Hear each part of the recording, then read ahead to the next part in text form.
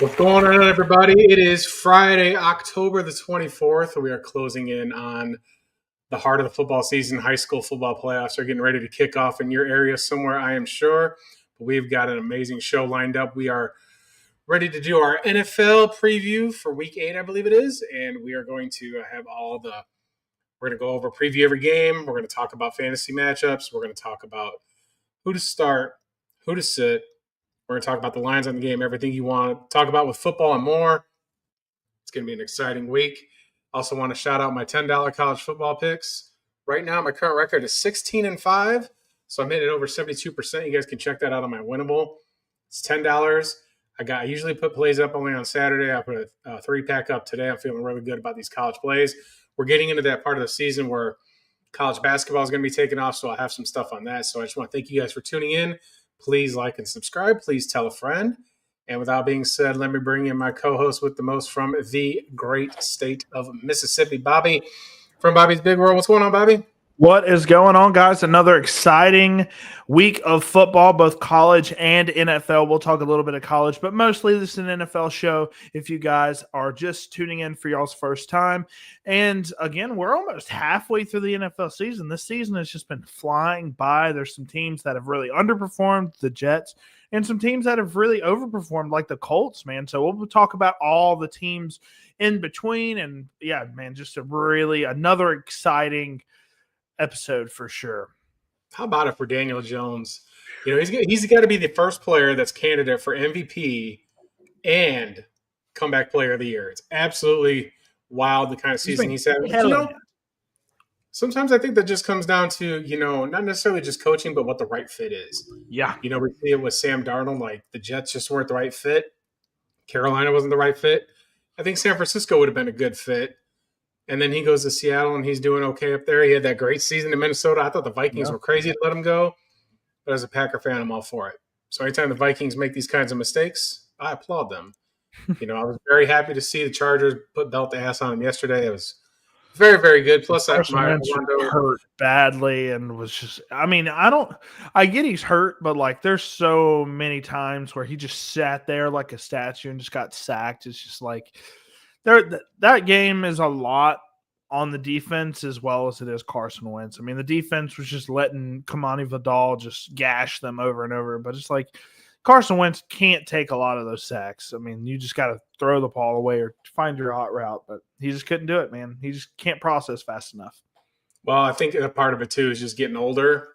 And he was injured yesterday. I think it's on the coach to take him out of the game when you see him wincing like that. Yeah. He's trying to be a tough guy and lead his team and show character. And that matters, and that's important, and your teammates want to see that. But if you're starting to hinder the team, then they got to get you out of the football game. And, you got Max Brosmer, right, out of Minnesota, right? He's the backup. He's a rookie. It's like you have no idea what you have in this kid. I mean, yeah, you've probably seen him practice reps, but it's like at least throw him out there. You're down 20 points with, 6 minutes left. Just let him go out there and just see if he can make a play happen or two. But enough talking about the Thursday night football game where Quentin Johnson got me this many points, of course, when I started him and gave me 0. Yeah, that was tough. Had Jettis. Jettis is always a safe floor pick of, 12 points or so. But let's go ahead and look at some Cover 2 cash. We're going to go over our college picks first, as we do always. And, Justin, you had a pretty good week. I think you went 4-2 on the week. I, on the other hand, did not have a good week. I went 0-6. Obviously, I'm not the big sports bettor. I do like to pick college games, but college way better than I do. Hence why I went 0-6 and you went 4-2. So currently, as it stands, we pick 6 games every single week to pick one side or the other for the spread, and we tally up our wins and losses. Right now, with that 0-6 week, I am 24-23. And Justin, you are 25-21. I'll say this: if you are above 500. On these big marquee matchups, you're doing pretty good. So I think we're both having a pretty good season thus far. But without further ado, let's get into this first matchup. I think is a little exciting. Missouri, number 15, coming off the rough loss to Alabama.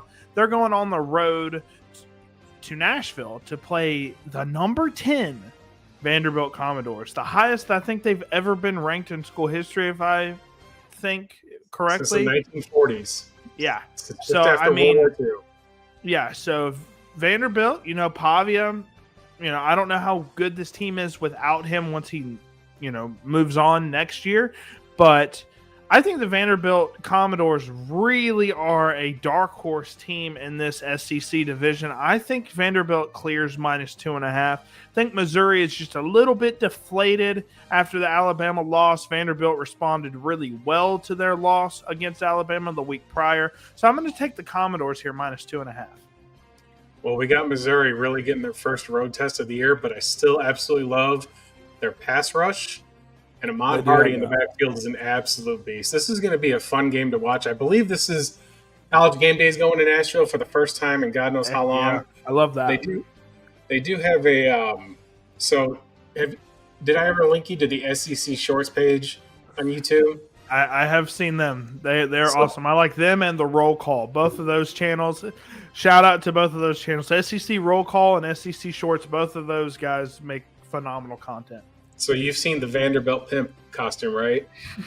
So that guy, Joshua Sneed is his name, and SEC Shorts does amazing stuff.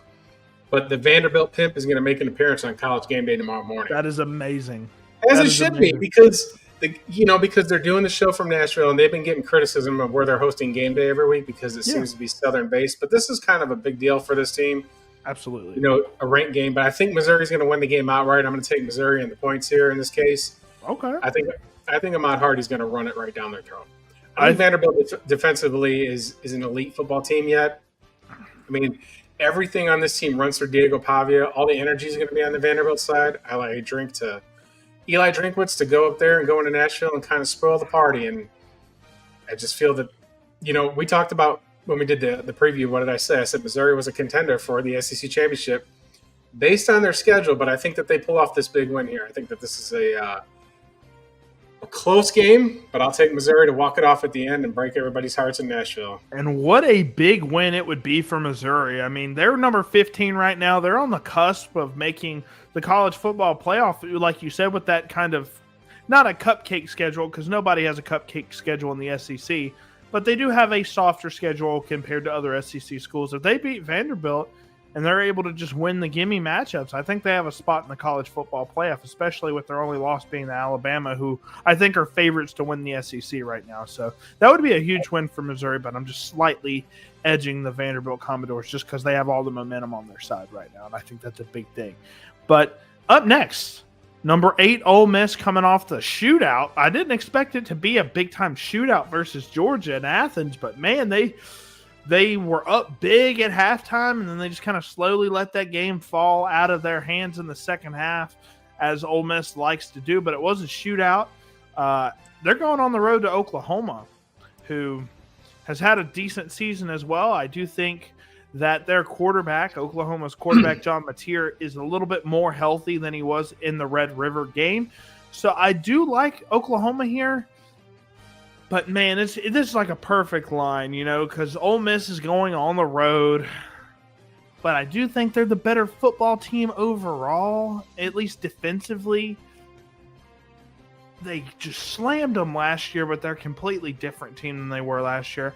I'm going to go with Ole Miss plus 4.5 here. I don't like saying that because they're our rival. I'm a Mississippi State fan. We'll talk about them in a minute. But I'm going to go with Ole Miss plus 4.5 here. I might be crazy, though. Maybe in store for another 0-6 week. Well, I mean, you're not totally crazy. I mean, Ole Miss is high-ranked. Lane Kiffin is having himself a season there. Yeah. But I like the Sooners to stop the run. And, Ole Miss is a little loose with the football, and I think that could come into play here on a road game. Plus, with all these coaching distractions with Lane Kiffin potentially being the lead candidate to take the job at Florida, Lane Kiffin said he's got to address the team, which is kind of crazy to do when you're this close to game day. I don't think he's taking the job at Florida. I just don't know if he is or not. But I'm going to take Oklahoma at home to really kind of just put things into perspective here with what Ole Miss is made of. I think this is a key turning point for Ole Miss this season. If they win this game, I think they will get in the college football playoff. But I just think that they're going to go down to Norman and get Boomer Sooner right out the door. I think that quarterback play, like you said, Mateer, I think his hand's going to have another week to heal up. But nonetheless, I don't think Ole Miss is going to I think they're going to have a really hard time moving the football.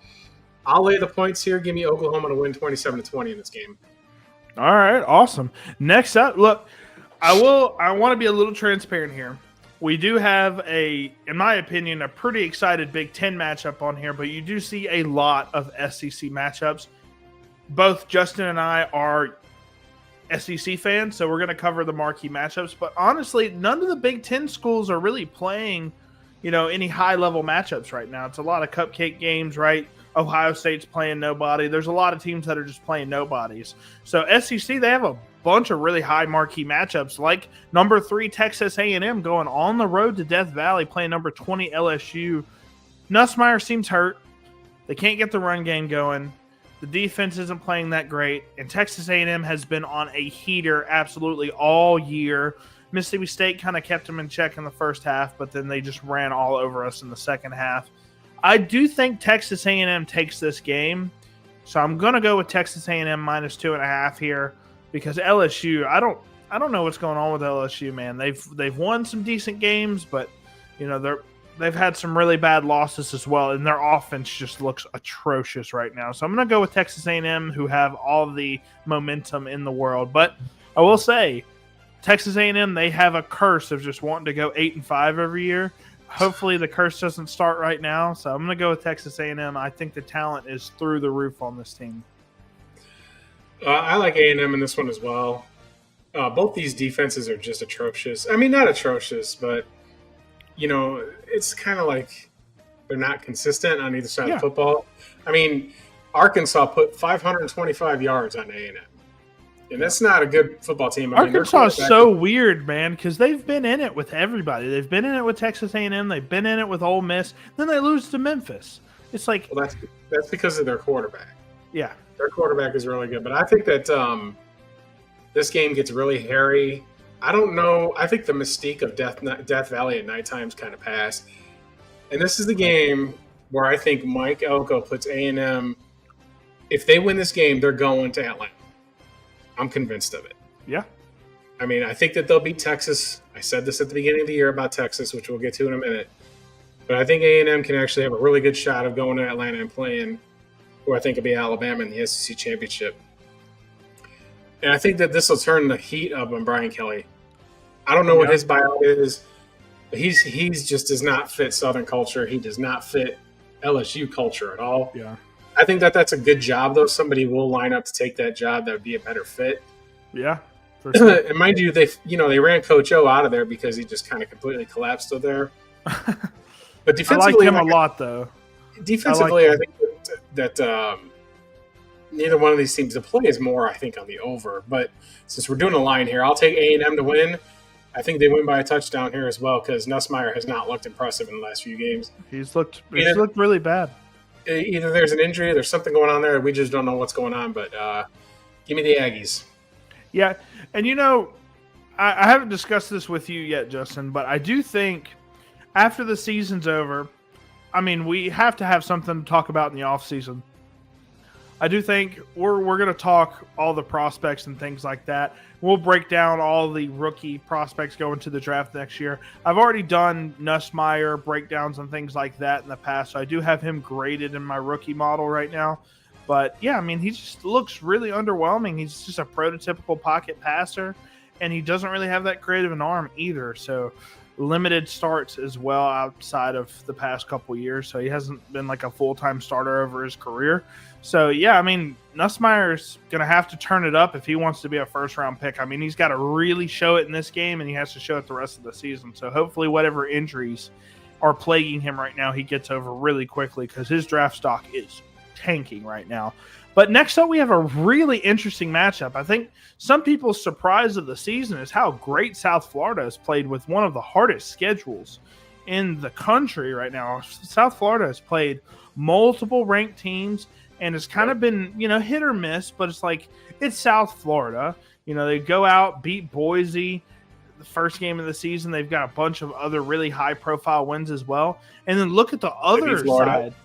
Yeah, they beat Florida, and then they're going on the road against another team that's really impressed this year in Memphis. Memphis, they lost to UAB last week, I think, right? That's right. Blazers get them. The Blazers got them. And Memphis, I think, they went out and beat Arkansas. They were ranked last week before their loss to UAB. So both of these teams have massively overperformed. And this is a really interesting line for me.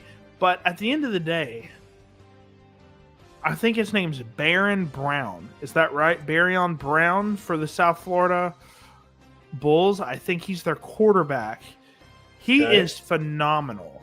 I mean, I don't think he comes out this year, but he is a dual threat quarterback through and through, and he is a playmaker. So with that being said, I think South Florida is the better football team.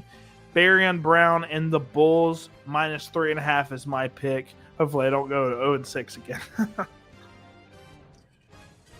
A couple things real quick. Just because you mentioned the UAB Blazers, I do follow UAB football a little bit. Okay. And they finally fired Trent Dilfer, and that was holding that team back big time. I mean, nobody wanted that guy around. I mean, they were running it with Jalen Kitna, John Kitna's son. Just couldn't get anything going. So they take him out, and Chris Mortensen from ESPN, his son, took over as the interim coach, and they started their quarterback, Ryder Burton, and then they just started to tear it up. And it's been holding UAB football back so much. I think that it was a big relief and a big, breath of fresh air for this football team. Getting in the win against Memphis. And mind you, that game at the end, Birmingham was up 10, and Memphis came roaring back, got inside the 5-yard line, and UAB had a goal line stand to win. Excuse me. So that was a big win at home at Protective Stadium. So nonetheless, going into this game, South Florida, Memphis, this is a group of 5 impromptu playoff game. If South Florida wins, I think they're in the driver's seat to take that 12th spot in the college football playoff. Tulane is right on their rear end. So if the South Florida slips up, I think Tulane would get that spot. But Memphis needs to win to show that they're trying to get to this playoff game. BYU is Big 12, right? BYU, yes. Yeah, I think BYU is another person in that what you said, group of 5, right? So not a power 4 you're in the Big 12. If you're in the Big 12, you're not in the group of 5. So you're talking about American, about MAC. Okay, I see what you're saying. Yeah, BYU, I know they're not on this graphic, but BYU's having a phenomenal season as well. They're always been fairly competitive. But next up, I don't want to leave all of the Big Ten out. So we do have a fairly cool matchup here. The Minnesota Golden Gophers, who have played a lot better than I thought they were going to this year. No, when we did our Big Ten preview, I had them much worse starting out. And they're going on the road to play Iowa, who's coming off. They just beat Penn State, correct? Yes. Yeah, so I like Iowa's defense, right? So it's an interesting matchup. Iowa's 8.5-point favorites at home. I think I'm going to go with Minnesota Golden Gophers here, plus 8.5. I think this could be a low-scoring, very cliche, low-scoring Big Ten matchup where they just run the football down each other's throats. I think this is a close game. I think it's maybe a 4 or 5-point game. I do think Iowa wins it, but I do think Minnesota does cover the points. I think that this game could go either way. I think it's a field goal game at the end, but I'm going to take Minnesota and 8.5 points all day. Remember, awesome. I was higher on Minnesota at the beginning of the season when we did our Big Ten preview for the same reasons that I was in on Missouri. Yep. Just their schedule is very favorable. But what if I told you, folks, if you tune in and you just want to get a clip, I'm telling you right now, I would bet the over. Yes, on an Iowa football game, I'm saying this. So we're complete opposites here. I would take the 40. The line's set at 40. I think that this game will go over 40 points combined.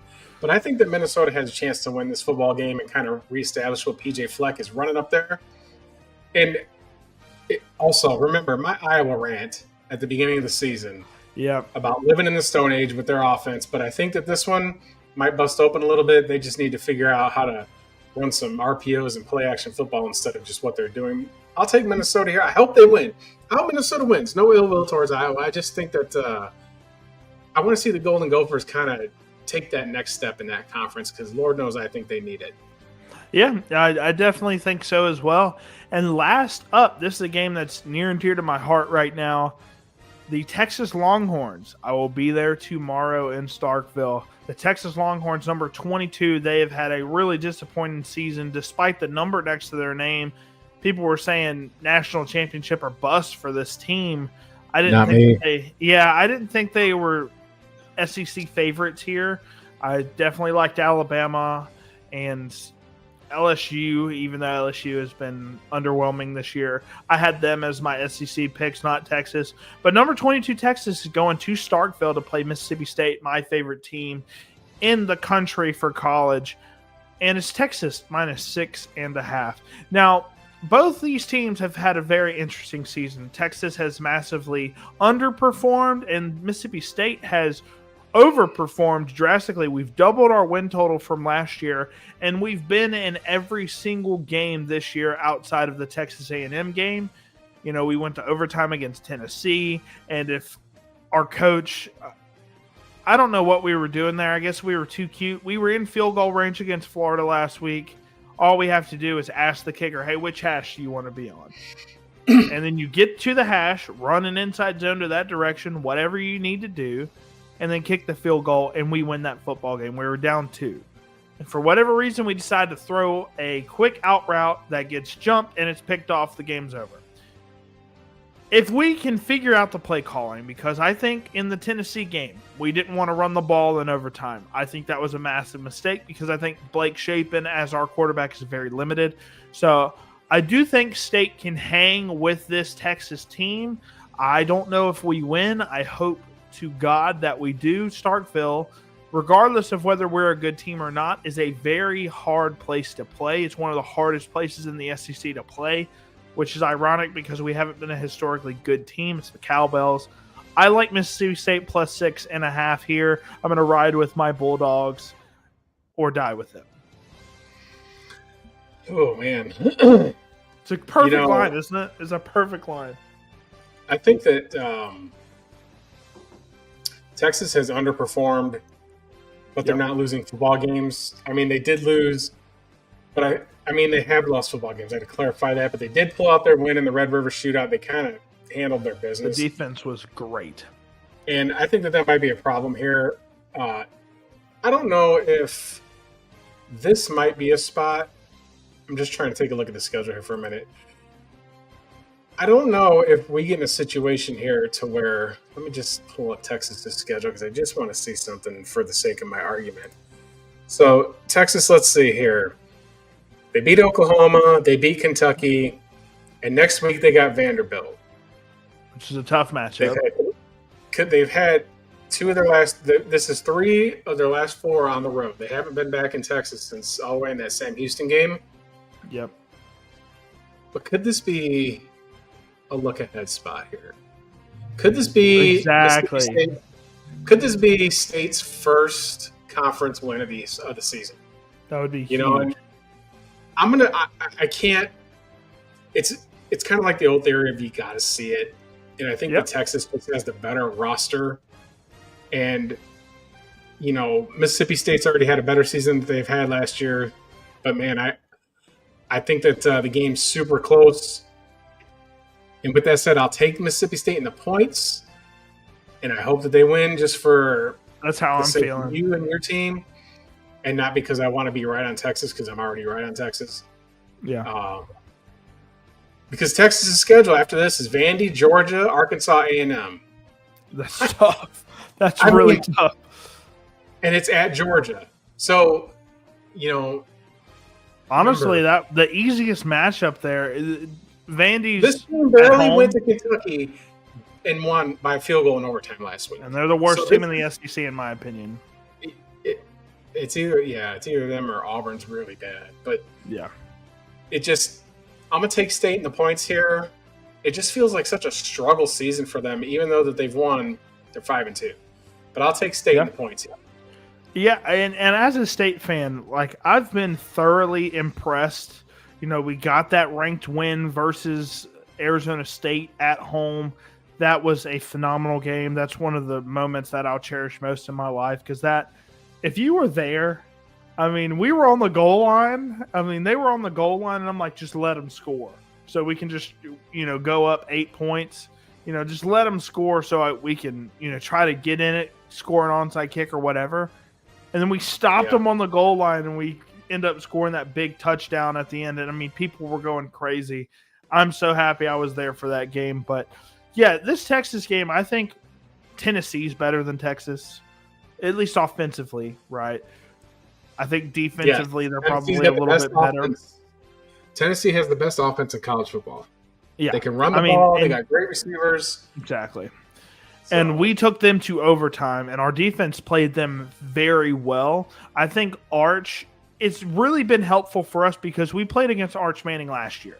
One of his starts last year was against Mississippi State, and our team is drastically different than last year.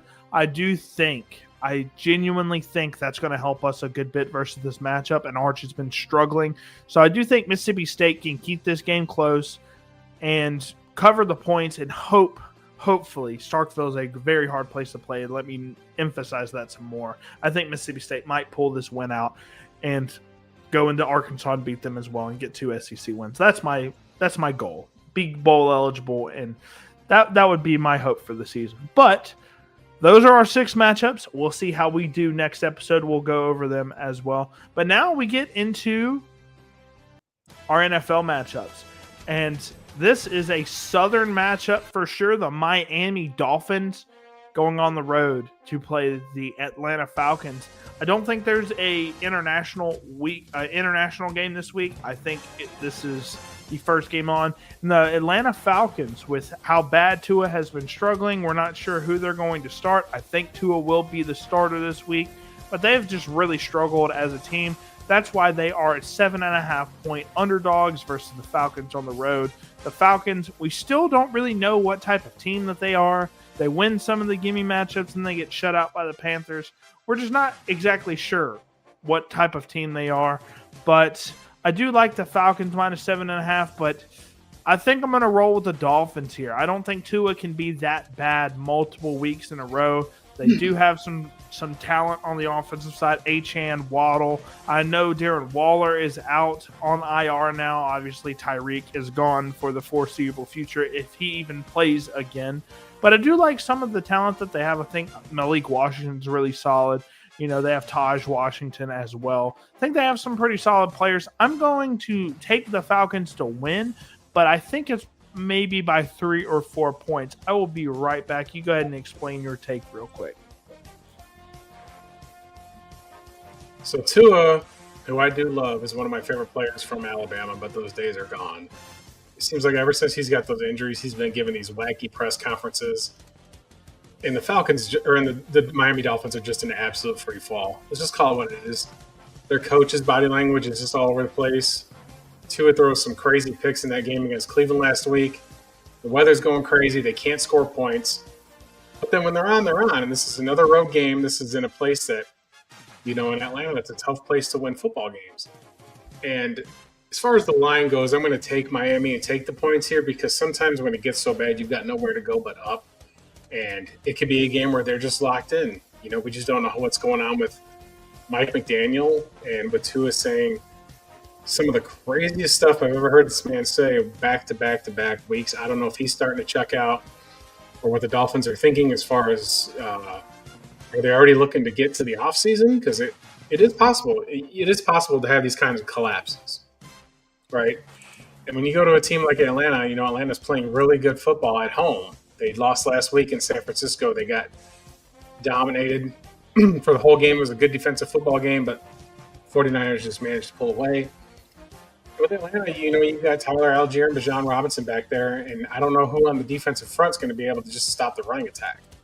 But at the same time, you can just kind of look at, what's going on with Atlanta, and there's spots that they're absolutely vulnerable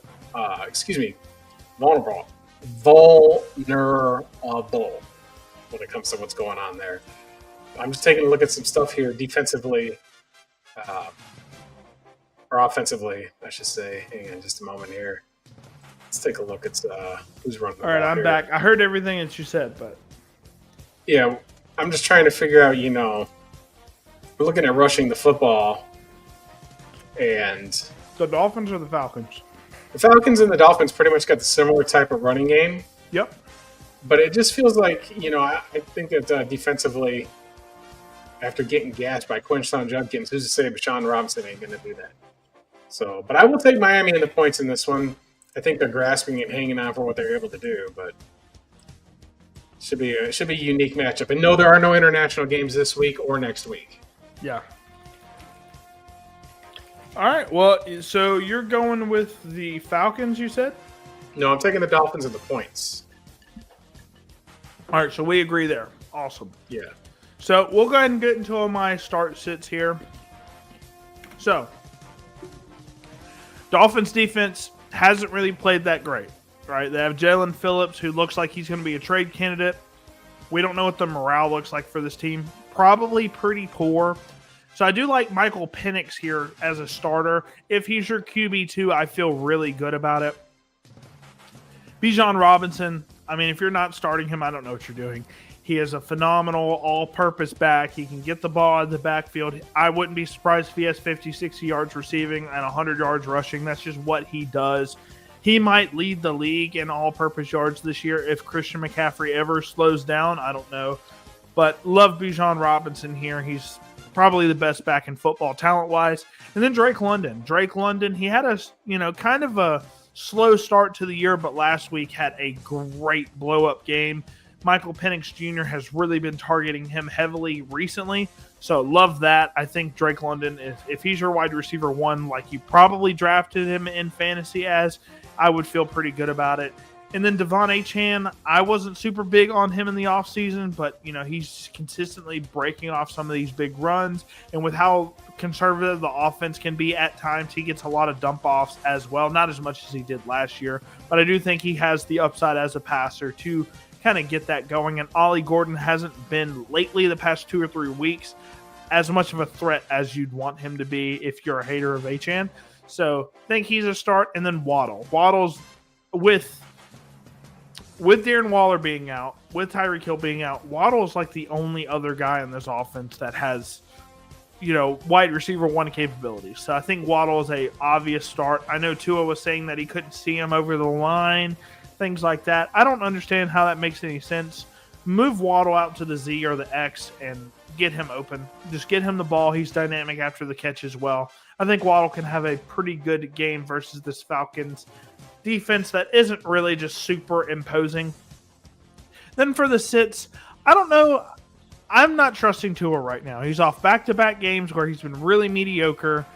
He did that last year as well. He had a couple of games where he was mediocre, and then he'd just have a 25, 30-point game out of nowhere. I need to see the 25, 30-point games first before I start him in good faith. So Tua has been playing really bad football. So I'm going to stay away from him right now and then see if he can bring us some 25, 30-point game potential in the coming weeks. And Malik Washington, they just don't know how to utilize this guy. He is a YAC receiver, but he just isn't a guy that can get open on routes just yet. I think he needs another year of development before he can be anything. So going to stay away from Malik Washington, although I do think he may get 5 or 6 catches, but it's only going to be for like 8 yards. Kyle Pitts, he pisses me off more than any tight end in the NFL.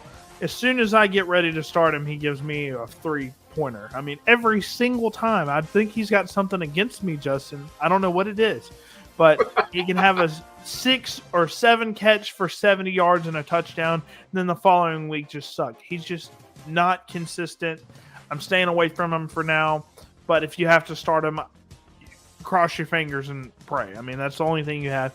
Darnell Mooney, I was hoping for more for him this year, but he's been really banged up throughout the first start of the season, and he just hasn't really been able to get a consistent performance yet, so I have to wait. He might be a start later on in the year as like a flex guy, but right now we just got to see it before we start him. And then Tyler Algier. Tyler Algier is a guy that might get you 10 carries for 50 yards and a touchdown, but that is his absolute peak. You want to start guys with more upside since Bijan Robinson is the alpha RB1 in this offense. Kyle Pitts, man, he could be coming along. I mean, it feels like every year I take the bait, but I can't help myself. But he's been actually having a decent season this year. Yeah. So I'm starting Kyle Pitts in my leagues, and I've drafted Tua because there's upside there, but man, do I ever regret it. I've been starting Spencer Rattler. I just wish two would just get it together. I don't know. It feels like I said when you were away that the Miami Dolphins are kind of in a free fall. Yeah, they are. And because they are, it just seems like it's just going to be a huge disaster piece. But maybe they're going to keep going. Maybe they're not. I mean, things might start getting a little intense there for Mike McDaniel down there. So we'll see what's going on. This has been a big topic of discussion. Obviously, this isn't fantasy relevant or anything like that, but it's been a really big topic in the media. Do the Dolphins move on from Mike McDaniel? Do they move on from some of their playmakers like Devon Achane and Jalen Waddle and guys like that, Jalen Phillips on their edge? Like, do you think that the ownership, I mean, historically, this ownership this GM hasn't made a ton of big-time decisions out of nowhere. I do think, in my opinion, they keep McDaniels till the end of the year, see what they have, and then they probably fire him in the offseason if this continues to happen. I think that might be what happened. And I think even this might be crazy. I don't think we see any big-time trades from the Falcons at the deadline, regardless of whether they're in playoff contention or not. But what do you think? Do you think they fire him at some point? Do you think they trade any of their big-time players? Yes, I think that this is enough. I mean, it just doesn't feel like anything is going right there. Exactly. It just doesn't. And I don't know what they're going to do because I just don't know if you can convince free agents to come down there, if you're going to be able to just, how are you going to build something down there? And I think that there are plenty of people that question what Tua is able to do and don't want to deal with all that. So, I think the Dolphins move on at the end of the year. And one more thing I want to add to that. Mike McDaniels, I mean, I know he's really probably socially awkward. Talking to the press isn't really his thing, obviously. But, I mean, can a guy like that, the way he talks publicly and things like that, is that a guy that can lead a team like this? I don't think so. I think he's a much better coordinator. I think he's a phenomenal offensive coordinator. If he can get on a team where he doesn't have to command an entire football roster, I think he can be really successful as an offensive coordinator. But as a head coach, I think he's just a little bit socially awkward, doesn't command that presence that somebody like maybe a Dan Campbell would, where they're just an obvious leader. I think Mike McDaniels is a better offensive coordinator, and I think that's where he ends up next year. So going to go ahead and move on to the next matchup here, which is the battle of two teams that have just really had a poor performance thus far for different reasons. The Jets, they haven't had a win yet, but not because of injuries, just because their offensive and defensive personnel just haven't been showing up. Their play calling from the coaching standpoint has been really atrocious, and Justin Fields just hasn't played up to par. They're going on the road to Cincinnati, playing the Bengals, who have been good as of late. Joe Flacco has been kind of tearing it up for them here lately since they've traded for him, so that's kind of interesting, right? Jamar Chase had that ridiculous game last week where he just had the phenomenal catch in the end zone. I mean, every time I see him catch a football, I'm just like, man, this might be the greatest wide receiver I've ever seen, man. And I'm a Justin Jefferson guy, but Jamar Chase is just different. Cincinnati, minus 6.5-point favorites with how poor their defense is. Their offense is kind of cooking a little bit. Chase Brown, who I think is the worst starting running back in the NFL. Even guys over Bam Knight, I like a little bit better, which is crazy. But I'm just not a Chase Brown guy. He had over 100 yards rushing last week, right? Because the passing game got going. T. Higgins had a great game. Jamar Chase had an elite level game. Joe Flacco seems to be comfortable in this offense. And the Jets, we don't even know who's starting at quarterback for them. Aaron Glenn has gone on record saying, we're not going to tell you who's starting because we don't want the Bengals to have an edge, which is something that you would think would happen more often with these coaches. I mean, if I'm the head coach of the Jets, I'm not telling the Bengals who I'm starting because they're completely different quarterbacks, right? Your game plan is going to be very different if Tyrod Taylor's their quarterback versus Justin Fields. I do think Justin Fields gets the start. And if that's the case, I do think Justin Fields can have some level of success against the Bengals. But I like the Bengals minus 6.5 here. I think this old Flacco has found a decent home for the Bengals, and he'll be able to at least hang them in the playoff contention until Joe Burrow gets back mid-December. Well, the Bengals are shown that they can put belt to rear end, Yeah. last week. I think that Joe Flacco's a good fit there. If you just look for Jamar Chase, you're going to have success. Yeah. I think the Jets are. I think the Jets are actually in a worse free fall than the Dolphins. It goes back to that international game when they had that series right before the half when they call a fake punt, then can't figure out what they want to do with their timeout, don't kick the field goal, and as they're walking off the field, Garrett Wilson gets in Aaron Glenn's face. And Aaron Glenn looks at him like he's foolish. And it's just I don't think that they're vibing with Aaron Glenn at all. Mm-hmm. Then the owner of the Jets says, yeah, our offense would look really good if we can complete some passes. Yeah. So you're publicly chastising the quarterback that you signed for a 2-year deal for a ton of money. I don't think that Justin Fields is going to play. I think that this is going to be a Tyrod Taylor start. I do. I think that Aaron Glenn is deflecting. I think he's in way over his head. If I was the owner of the Jets and I'm looking this bad, because even Robert Saleh's teams were competitive, they just couldn't get over the hump. But defensively, they were fine. It feels like there's issues here already, and that's kind of crazy. But there are times in the NFL where a coach just sits there for a season and he's out the door because he's not the right fit. In New York, I feel bad for Jets fans because they've had to deal with all this for years. Yeah. Nearly my entire life, the Jets have been lousy. So I'm in my late 40s, and they have not been. Yeah, they haven't been relevant since the 70s, right? Right. I mean, they won that Super Bowl in 1968, but they've had a couple of playoff runs, and they had back-to-back AFC Championship appearances with Rex Ryan. But other than that, they've been just kind of a blep. They've been like the Lions. Yeah. The Jets have got to find a splash hire, in my opinion, or somebody that's different. Because, look at their hires. Like a Dan Campbell. Well, you're not going to find a lot of those, but they've had Aaron Glenn, who's from the Dan Campbell tree. You've got Robert Saleh, who was a defensive-minded coach. They had Adam Gase up there. That didn't work out. They haven't had anything worth a lick since Rex Ryan left. And Jets fans have got to be on suicide watch, and I mean that figuratively. Don't for viewers saying I have to be very clear about it. But nonetheless, I think that this is a spot where the Bengals shine. I think they're going to be able to run the football. Q Williams in the middle is an absolute animal, and they've got great players on the defensive side of that football team with Sauce Gardner and their linebacking core, Quincy Williams, all this stuff. Bryce Huff is out the edge. Is he still there? And I think that there's good players there, but I'm going to take the Bengals to cover 6.5 at home. And I agree with you. And I don't know if it's the front office because, they've hit. They hit on Quentin Williams. They hit on Sauce Gardner. They hit on Garrett Wilson. They hit on Breece Hall. They've hit so many draft picks. It's just the coaching there. I don't know if it's a culture thing with the Jets, since they've been bad for so long.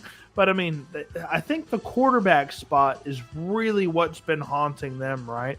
But then again, they had Sam Darnold, and Sam Darnold's been playing at a relatively high level for the past 2 years.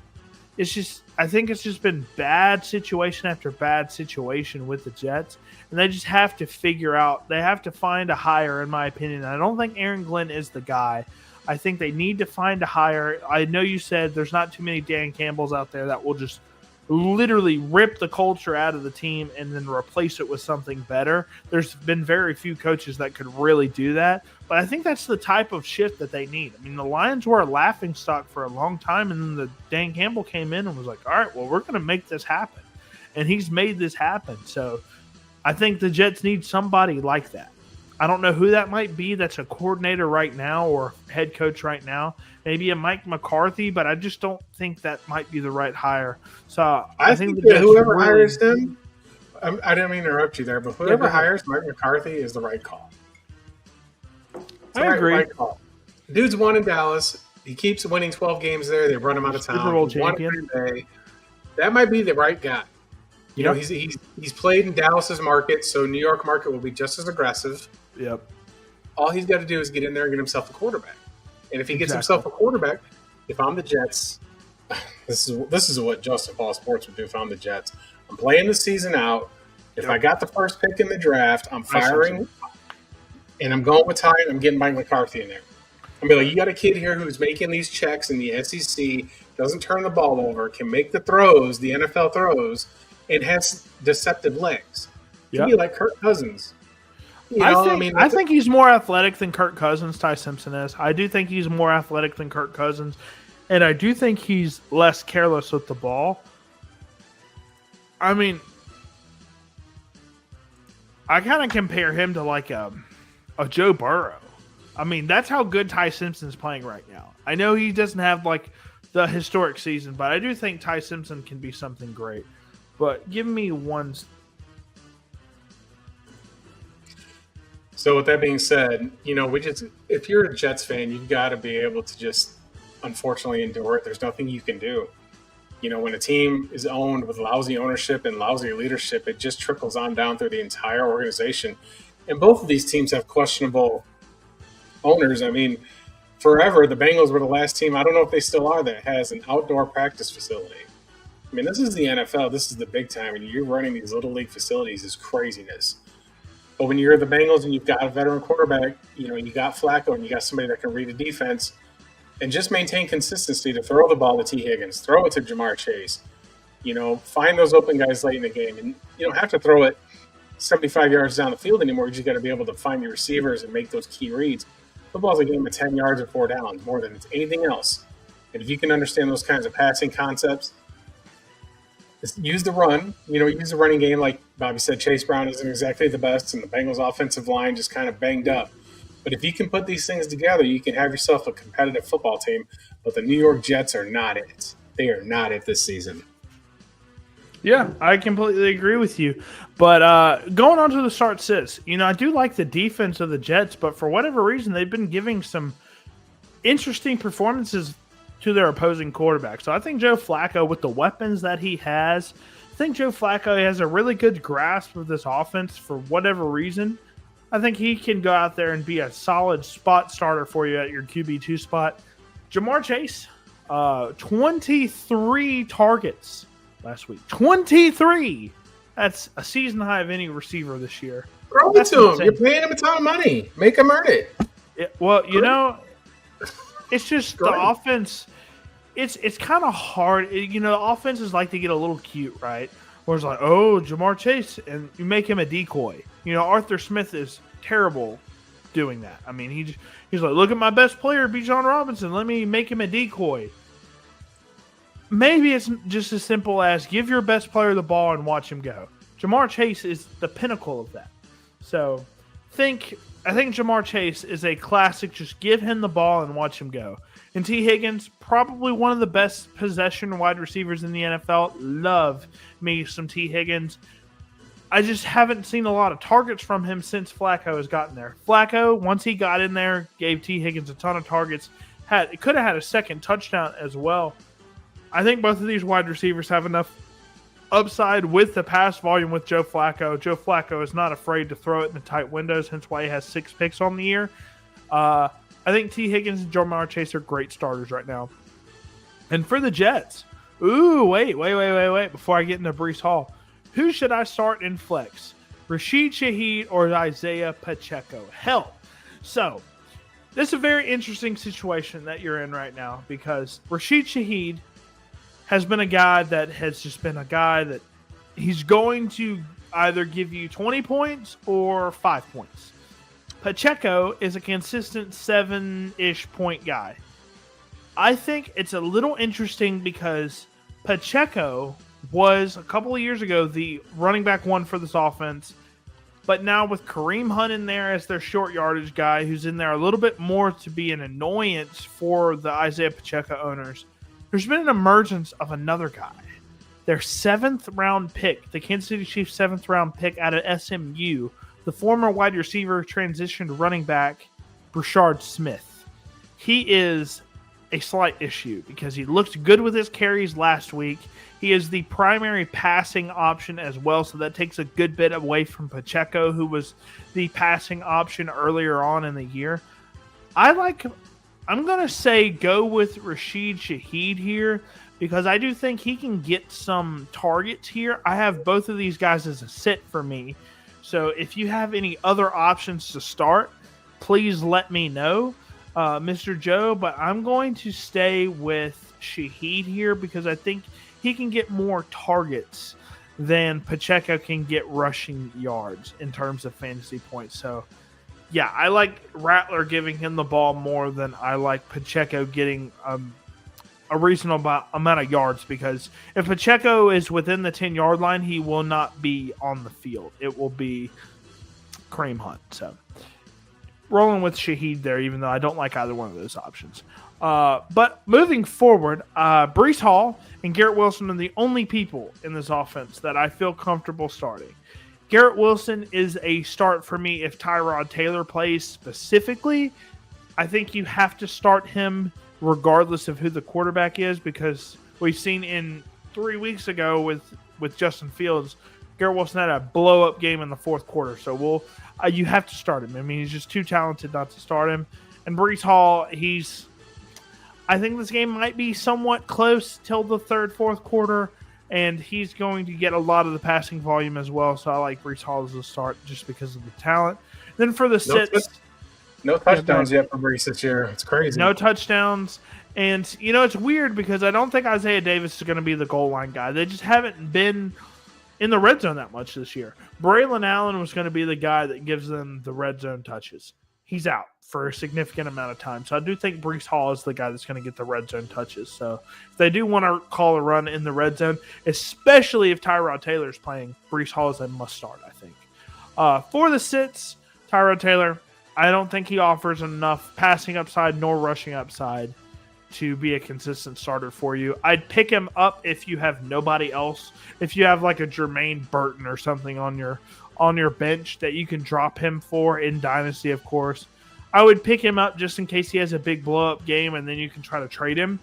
But I'm not starting him, not in good faith. Josh Reynolds, stay away from him, even when he had no one. Last week, Garrett Wilson was out. He didn't do anything, so stay away.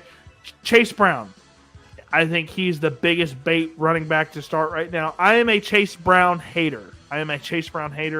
Stay away from Chase Brown. I told everybody before the season, do not start him. He's the worst starting running back in football. I watched all of his film, and, probably Joe Burrow getting hurt really hurt him badly, because he was just a merchant of, man, we have to have a 3-man box because we have to guard Jamar Chase, Mike Gesicki, Andre Uchivas, T. Higgins. Like, we have to run a 3-man box and just let this bum run on us. That's what happened last week.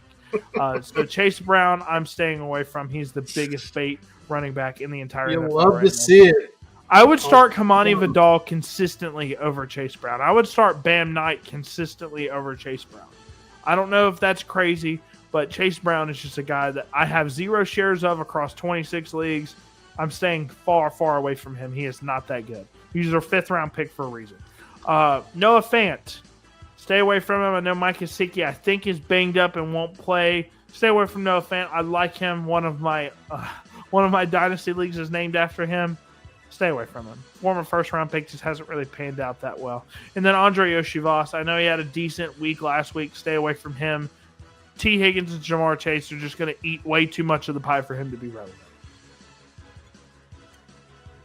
Yeah, as far as what you got for start and sits, I'm not starting any of those quarterbacks. I mean, Flacco could be a starting streaming option because of the weapons out there, but overall, this is a pretty game solid last week. Yeah. So, all right, let's get into this. Let's keep wheeling and dealing, man. Almost. You almost saw Dylan Gabriel and Drake May as the thumbnail here. The Browns going on the road to the Patriots. I said this a couple episodes ago. I was like, man, I can't believe I'm rooting for the Patriots right now, but I like this team a lot. Mike Vrabel is one of my favorite coaches after what he did with the Tennessee Titans, a local team for me. And Drake May. Drake May I loved in college at North Carolina. I want them to be successful, even though they've been successful a ton with Bill Belichick and Tom Brady in the past. But the Browns do have an elite defense. I think the Browns cover here. I do think they lose a close field goal game. But I do think Drake May is going to struggle a little bit. I watched a good bit of his film. I was going to do a film breakdown on him just thus far. I'll give you guys a little tidbit of what I've seen. He runs way too... He runs a little bit too quickly for my liking. Like, he gets off his first read, and then he wants to run. And I don't think you're going to be able to do that versus Mason Graham and Myles Garrett. I think they're going to run contain on him a little much, And then with that secondary playing how it's been playing, the defense in general playing how it's been playing, I think Dillon Gabriel can game manage his way into a close game. And then in the third, fourth quarter with Judkins making a close game, grindy game, I do think the Patriots win, but maybe by a field goal. I don't know if it's that close. Because I think if you're the Patriots, what you got to do is make Dillon Gabriel throw the football, and nobody's scared of him throwing the football. You've just got to get in there and get inside Quinshon Judkins and make him throw to Jerry Jeudy, make him throw to Cedric Tillman, make him throw to Njoku, make him throw to Harold Fannin, make him make decisions. And I don't think the Browns are good on the road. They've just been awful on the road. And I know that I speak very, very highly of this defense, and I do like Dillon Gabriel as a prospect to hold for the rest of the season. Yeah. I don't think he's a long-term solution there in Cleveland. I think that the Browns are going to be picking quarterback again, depending on where they finish the season. You know, they might be a Fernando Mendoza special here, or they might get Dante Moore. They might get Ty Simpson. You never know. Ty Simpson in Cleveland would absolutely be fantastic. He's big enough, can make the plays, can do what Dillon Gabriel can do, but is taller and has played better competition. Mind you, those Oregon quarterbacks, every time they come to the league, they're so used to running these prolific offenses that they just kind of are average. Bo Nix is seeming to be the exception to the rule, but what an ungodly Justin Herbert also. Yeah, but how long has it taken him to catch on? You know, like, I'm apprehensive on Oregon quarterbacks. I got to see it to believe it. But nonetheless, I'm not super high on the Patriots. I mean, they should have beat the Steelers if Ramondre Stevenson didn't fumble twice inside the 2-yard line. But I feel that there's momentum here. I like Drake May as a quarterback much more than I like Dillon Gabriel. I like the Patriots. If Vrabel coaching this team up here, I think that they can cover the 7.5 here against the Patriots. Yeah, I mean, it could be for sure because home field advantage for sure for the Patriots. And I think people are really excited about this team. I think since Brady has left, this team has kind of been deflated. You know, they had the Cam Newton saga. Mac Jones didn't really work out outside of his rookie year. They've just been having some issues at the quarterback spot, and Drake May, this year at least, has been playing really good football for the most part. There are some flaws in his film for sure, and I do think he's going to struggle versus this defense a little bit, but I do think he's got enough to start. And I know I'm glad that you brought up the making decision thing for Dillon Gabriel. Dillon Gabriel ran an RPO-heavy offense, which means in an RPO-heavy offense, not the most pro-style offense, but it is meaning you're making quick decisions with the football every single play. So I do like Dillon Gabriel's decision-making, quick decision-making, and I do like his processing as well. He's just a little limited in terms of his arm talent and his mobility, things like that. So it's going to be interesting to see what he does versus this Patriots defense that hasn't been super awesome thus far. But let's go ahead and get into my start sit. So Quinshon Judkins, I think, is a must-start. I mean, he basically kept them in that game all last week. I mean, just ran it down their throats. I want to say he had 2 or 3 touchdowns last week. I think he's a must-start. He's been phenomenal for the Browns thus far. One of the big bright spots for them. And another bright spot, another rookie. All of their rookies. Mason Graham, big-time playmaker for the Browns. Not maybe putting up the biggest numbers on the stat sheet, but he's been a difference maker in that defensive line. Quinshon Judkins, their second-round pick, has been phenomenal thus far, and their third-round pick, Harold Fannin Jr., has been great. So all 3 of their picks, on top of having an additional first and an additional second next year because of the Travis Hunter trade, I think the Browns are looking up. They, just like you said, they need to figure out the quarterback spot. Is it Deshaun Watson? We don't know if he even plays this year. Is it Dillon Gabriel? He's been hit or miss with his starts thus far. He hasn't thrown any interceptions, but has been more of a game manager, which I expected. My pro comp for him was Case Keenum. Then you have Shadir Sanders, who's been sitting on the bench. Is he ready for the bright lights of being a starting franchise quarterback? Probably not, but I do think they need to give him a few starts this year just to see what they have. So there's a lot, and Joe Flacco didn't really pan out. So interesting. See, like, that's the thing. Did Joe Flacco not pan out, or does their scheme because not it's the Browns? I think Joe Flacco didn't pan out because he doesn't have a lot of weapons. He had 2 touchdowns and 6 picks. You couldn't. I mean, you had to trade him, or you have to sit him. I mean, one of the issue, like one or the other, I think. So it sucks because he goes to the Bengals and immediately starts producing, puts up a 30-point game in his first start, right? First full start, not a short week. So it's interesting. Is it the Browns? Is it Stefanski? Is it the coaching staff? Is it the offensive system? We don't know. But it's interesting for sure. But I do like Harold Fannin Jr. as a start. I've been talking him up infinitely all throughout the season. I think Harold Fannin Jr. is a cheat code at the tight end spot. I think his floor is 8 to 10 points, which is really good considering it's a tight end. So I think he's a must start. I think Drake May, even though I do think this game is close, I think Drake may struggle a little bit. He has the rushing upside to be relevant in every single game. Stephon Diggs, he had a ton of targets last week. He had not the best week the week before last, but I think Drake May and Stephon Diggs, there's a lot of play calls that I noticed on film where it was going specifically to Diggs. So, like Stephon Diggs as a start. And, man, I'm so happy to see Kayshon Boutte on the green side of this graphic. There's been a few weeks now where I've called him to be a sit because he's been inconsistent all throughout the year. But I think now, it's comfortable. I've been wrong the last week about starting him. I think this week you can start him as well. He just keeps getting these deep shots and making plays, man. He's a really solid wide receiver too at LSU. So going to keep him on the start list as a flex option for now. And then for the sits, Jerry Jeudy, his highest points, if you're in a PPR league, is 11 points on the season. It's absolutely abusive what's been going on in Cleveland, because when Jameis Winston came in there last year, it made Jerry Jeudy like wide receiver 6. Yeah. This is not an ability issue for some of these plays. It's scheming and quarterbacking. Quarterbacking is the National Football League so much. It's just wild how much they can make these little changes and just have it just blow up in their face. It's just nuts. I think, for me, Jerry Jeudy is a phenomenal player, especially after the catch. Now, he's not one to go for contact. He will be a little Tyler Lockett-y and avoid contact from time to time. That's my only knock on him, if that's even a knock. But Jerry Jeudy, like you said last year, down the stretch was phenomenal. 200-yard game, 100-yard game, back-to-back weeks.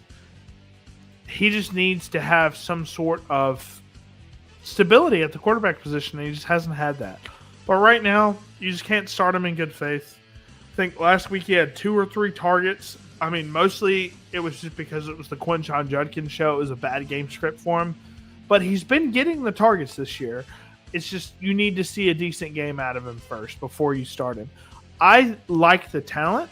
Maybe he's a trade candidate. I'm not sure. But I did trade 2 thirds today, actually. An early third and a late third for Jerry Jeudy in one of my leagues. It was just a PPR league, 12-team league. So, very interested to see how he does the rest of the season. Isaiah Bond.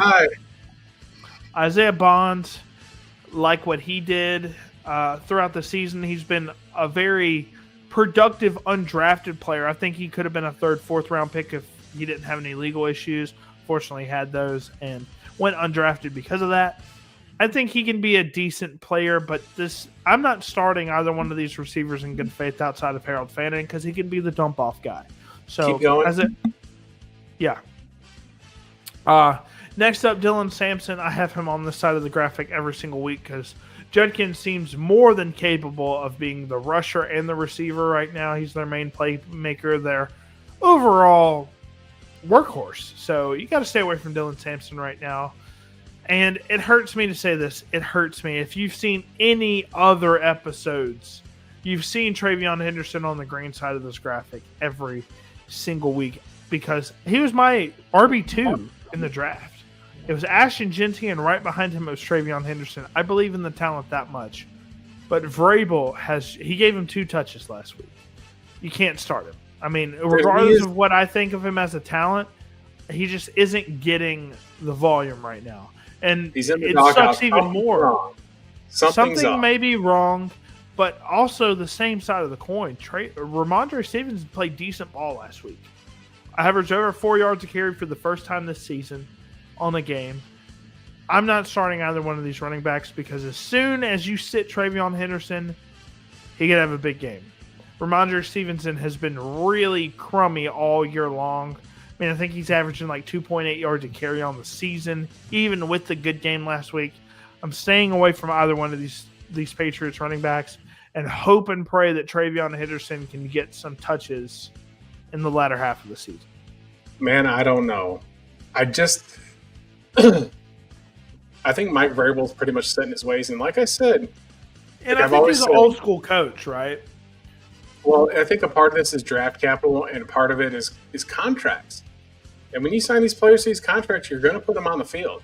GMs do not want egg on their face when they make these big financial decisions. Remember, exactly. Ramondre got that contract extension, and it was similar to Josh Jacobs. There just hasn't been the same amount of volume, same amount of production, same amount of success. Yep. But Ramondre is not the worst running back out there. Let's just kind of be real about it. He's better than Chase Brown. Yeah, I mean, I don't think he's bottom tier though. If he can control those fumbling issues, he's pretty solid running back. But he's not an elite. But nonetheless, I do think Travion's just going to be sitting a year. They've got guys. They got him that they're paying. Put the miles on him. Maybe next year he takes that position a little bit more. There's something I think going on to where, and I said it last week, either Travion's upset Josh McDaniels doesn't believe in him. I don't know what it is. There's something keeping this guy off the field. I mean, Judkins has went out there and he had an arrest. Yeah. And Cleveland said, you're getting out there, and he's going out there and just producing. I think Travion is more, I don't know when guys are super fast like him, if they're meant to be between the tackle runners, Jahmyr Gibbs has kind of shown me that he's able to do that a little bit more. Yeah. I was real apprehensive on him doing that stuff. Montgomery was a nice compliment here. And that's the approach I think that they should use with these two running backs. Personally, I think it would benefit Mike Vrabel tremendously. But this is a good start and sit list. Yeah. It's just you can't start Travion Henderson in good faith anymore. He's at back-to-back subpar weeks, right? So next up, one of my favorite – this might be my most exciting match. Oh, did I lose you? I think Bobby's having technical issues, so we're just going to have to look at me for a moment. I don't know what he's got on the books for the next matchup, so we'll just wait till he boots back in. But as you can see on the ticker down there, we can just go over some scores real quick. In college football, we got North Texas just beating up on Charlotte 40-20. That game's in the fourth quarter. 8 minutes, 7 seconds left going on there. Cal and Virginia Tech are tied at 20. The minute 13 left in the third quarter there. That is a free play from Justin Paul Sports. Absolutely a money line play there for me, so that is still in play, absolutely. And Boise State and Nevada have just kicked off. There's no score going on there. Emily's back, and just real quick, wrapping up some scores. Hamilton beat Ottawa to kind of close out Ottawa season 35-15. They're going to the Grey Cup playoffs, and Calgary leads Edmonton 7-0 at the end of the first quarter. But let's head to your next matchup. Yeah, sorry about that. I guess my Wi-Fi just had a little hiccup there. But one of my favorite matchups of the weekend. I mean, I said this last week. The Giants might be must-watch football. I mean, they have a lot of exciting players right now. They're going on the road to play the Philadelphia Eagles. Eagles have been also on the up and up the past couple of weeks. Philadelphia at home -6.5 point favorites. Not a big-time travel game for the Giants. I think, in my opinion, with how much they've struggled as an offense with running the ball with Saquon Barkley, I think the Giants might win this game. I might sprinkle a little bit of money line on this game. Bobby, I couldn't disagree with you more. Really? This is it. This is where I think that A.J. Brown's out of the game, just so you guys know. Philadelphia plays really good football at home. They beat the Giants previously in the season. Or I'm sorry, they went to New York a couple weeks ago and got blown out. They got their belt put to the rear end on there. But it feels like things are starting to slowly come together for Philadelphia. That defense is still elite. And I think if I'm the Eagles, I'm going to make Jackson Dart beat me with his arm, which he's capable of doing. But I'm going to take my opportunities and make him throw it to Wan'Dale Robinson, Darius Slayton, and a bunch of no names after that. Yeah, Jalen Daniel Hyatt, Bellinger. if he even gets Yeah. on the field. I'm not going to let you run the ball with Cam Scadaboo. I'm going to put my Bama Georgia guys up there in the front seven to go there and make his life a living hell. I'm going to take the Eagles to win by a touchdown here. I think Jalen Hurts finally gets something rolling in this game. This just feels like a Philadelphia. He's been rolling the past couple of weeks, man. He really got going as a passer last week. It's hard to beat teams twice in the same season and pull that sweep off, especially when you're on the road. Yeah. So give me the Eagles. Yeah. Well, there's got to be a little bit of variance here. So let's go. Before we start with our sit down, or before we start with our sits and starts here, I want to just remind everybody that I do have a college football card that I put out that's $10 every week. Yep. And that card has been cooking. In just a moment here, I just wanted to check on something. So I do have scores that are posted up there. And one of my paid plays today was North Texas and Charlotte over the 61. Well, it's 47-20 right now. So that puts us at 67. That's another paid play hit. $10. Justin Paul Sports on winnable.com. You guys are missing my winning plays. I'm cooking. I'm cooking better than Gordon Ramsay. I'm cooking better than your grandma's biscuits. I'm cooking better than anybody that's out there right now with these college football plays. $10. 10. Not 100, not 50, not 5,000, not one Bitcoin. $10.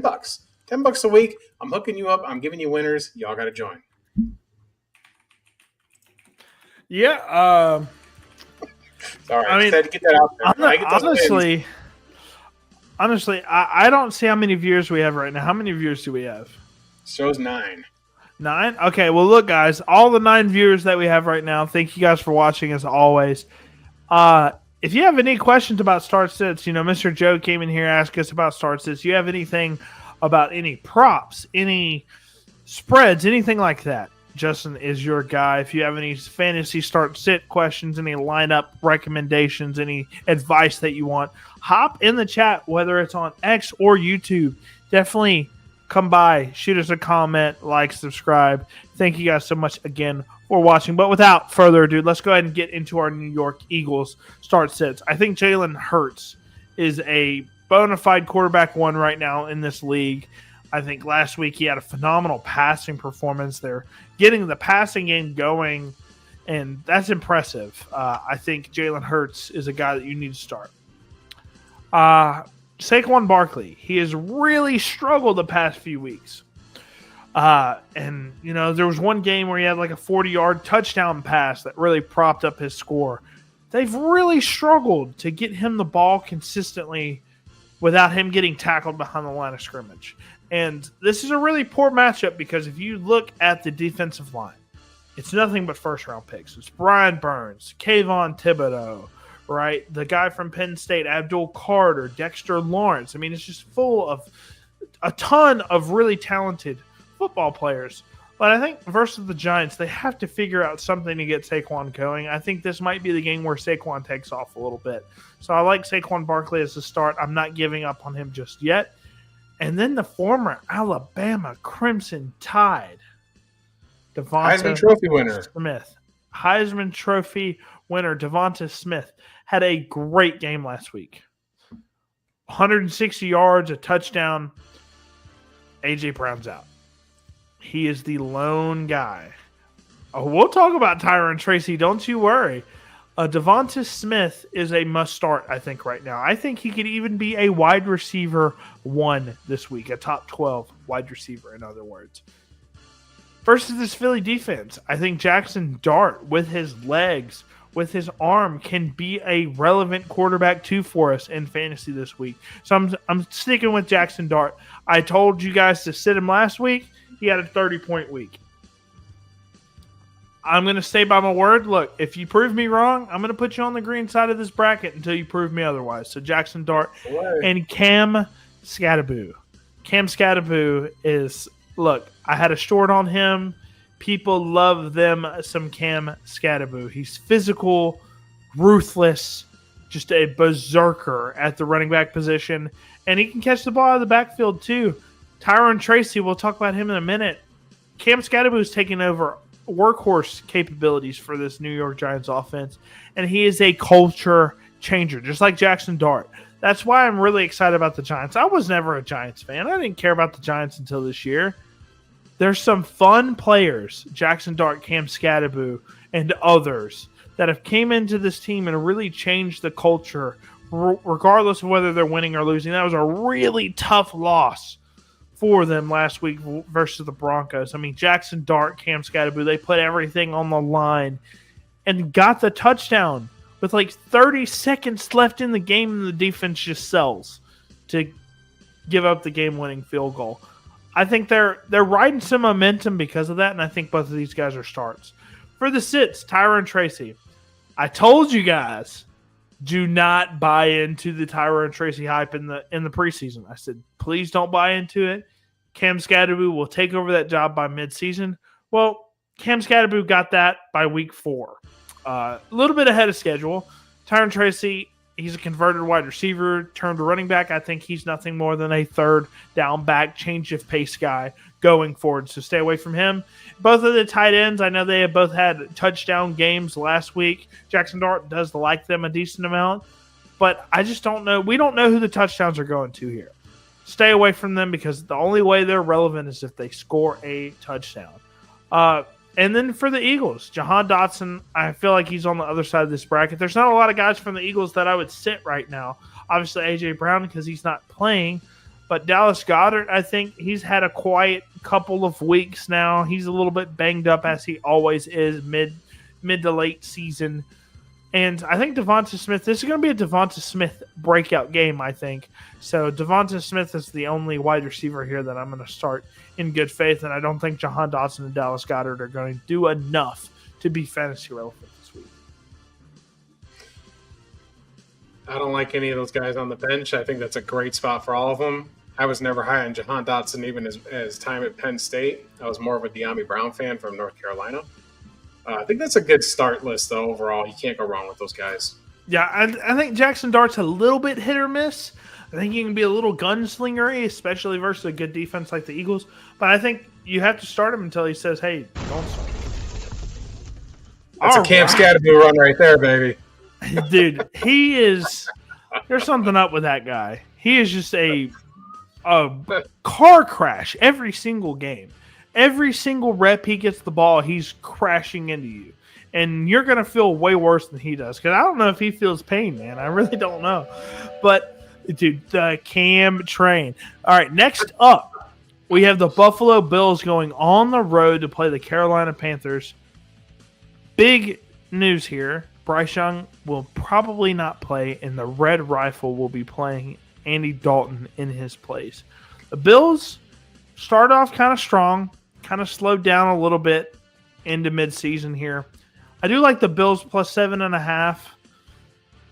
It's just really hard in the NFL to win with over a touchdown because garbage time points are always there. Teams are always going to catch up in the fourth quarter. But I think the Bills are that much better than the Panthers. And Andy Dalton, I'm just not super sold on as a starting quarterback. I do like him a little bit, but he gives really big game manager-y vibes.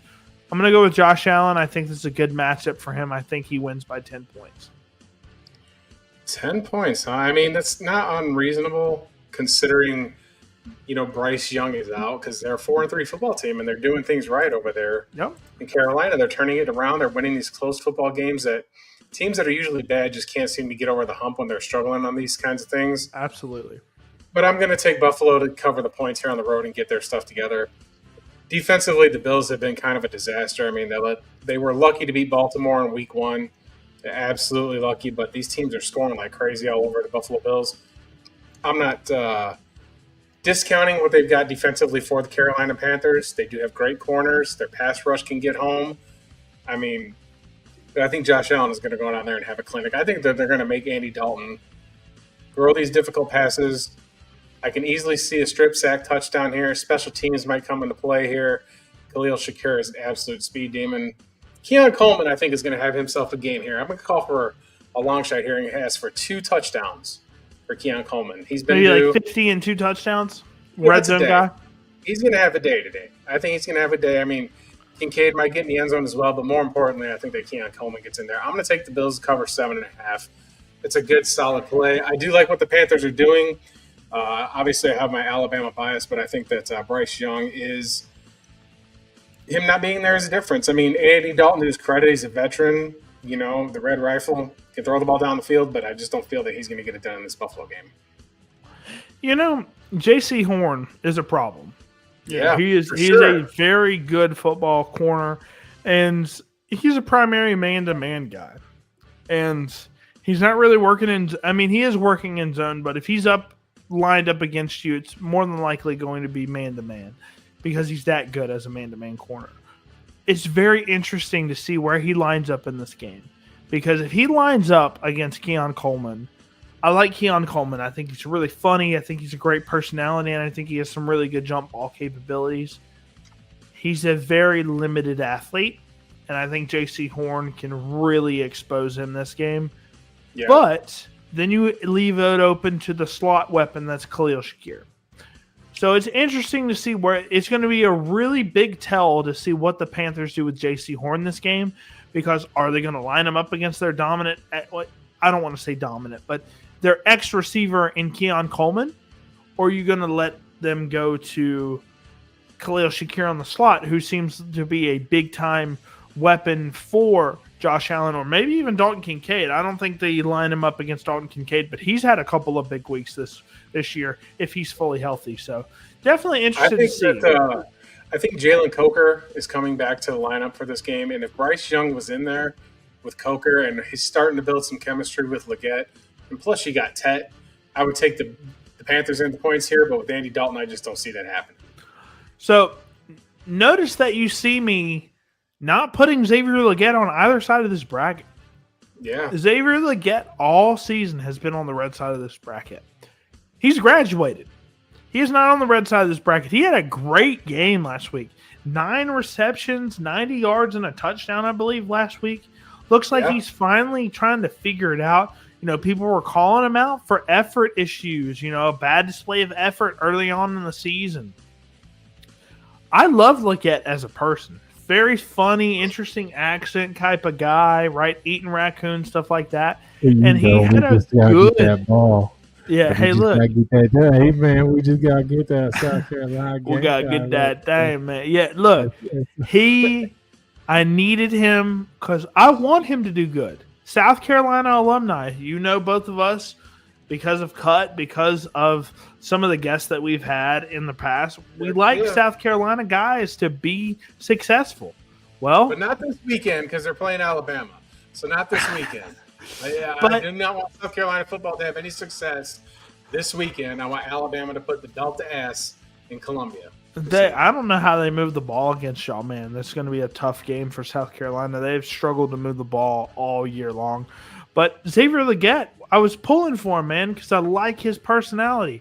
I like his profile. He's a super athlete. He just isn't – he wasn't super pro ready when he got drafted in the first round. I didn't think he was a first-round talent. I thought he was a developmental guy.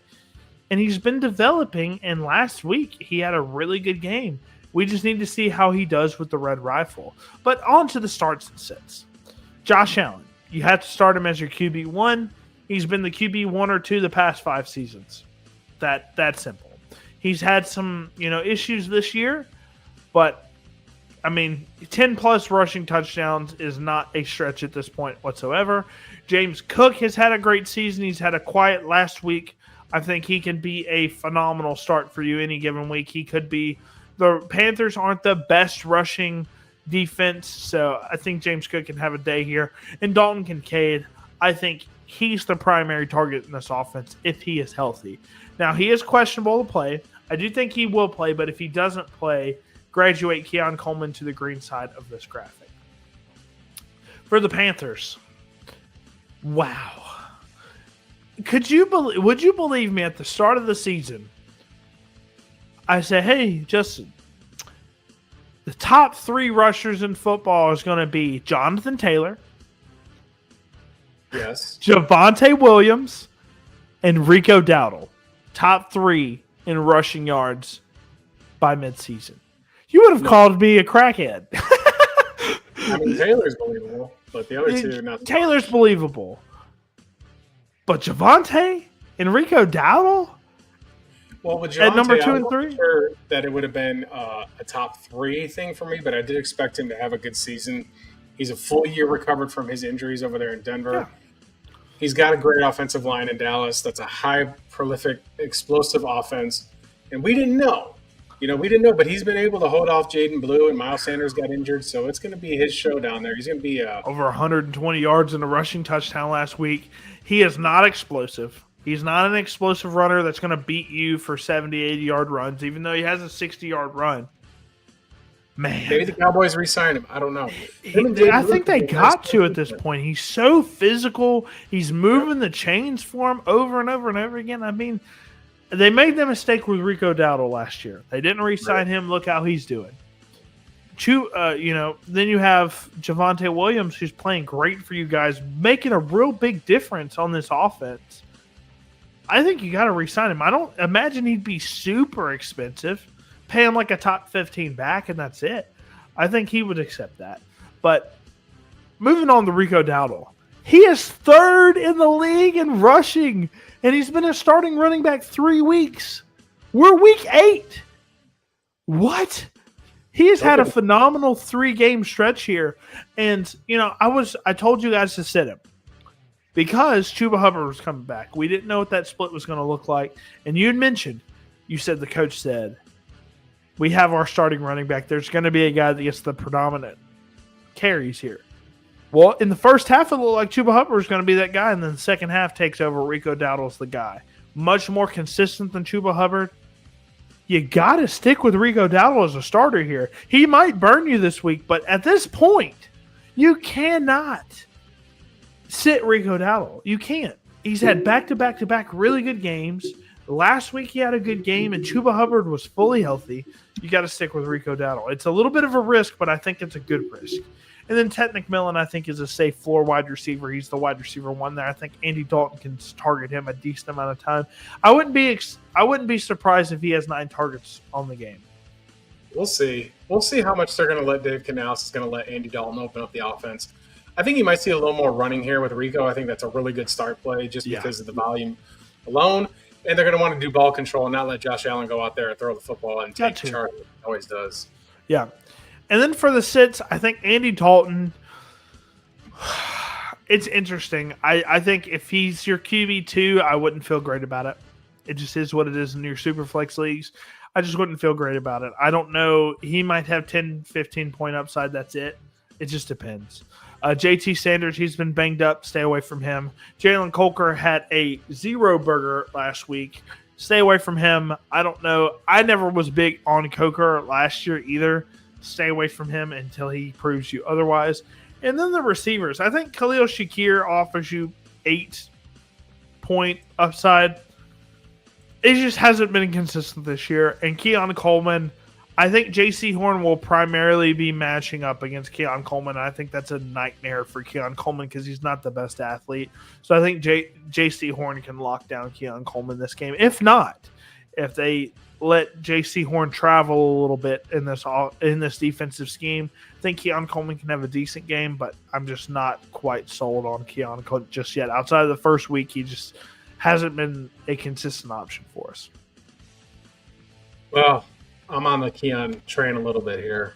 I like him a lot. I think there's something to be said there, but we'll see. Yeah, he's just got to prove us otherwise.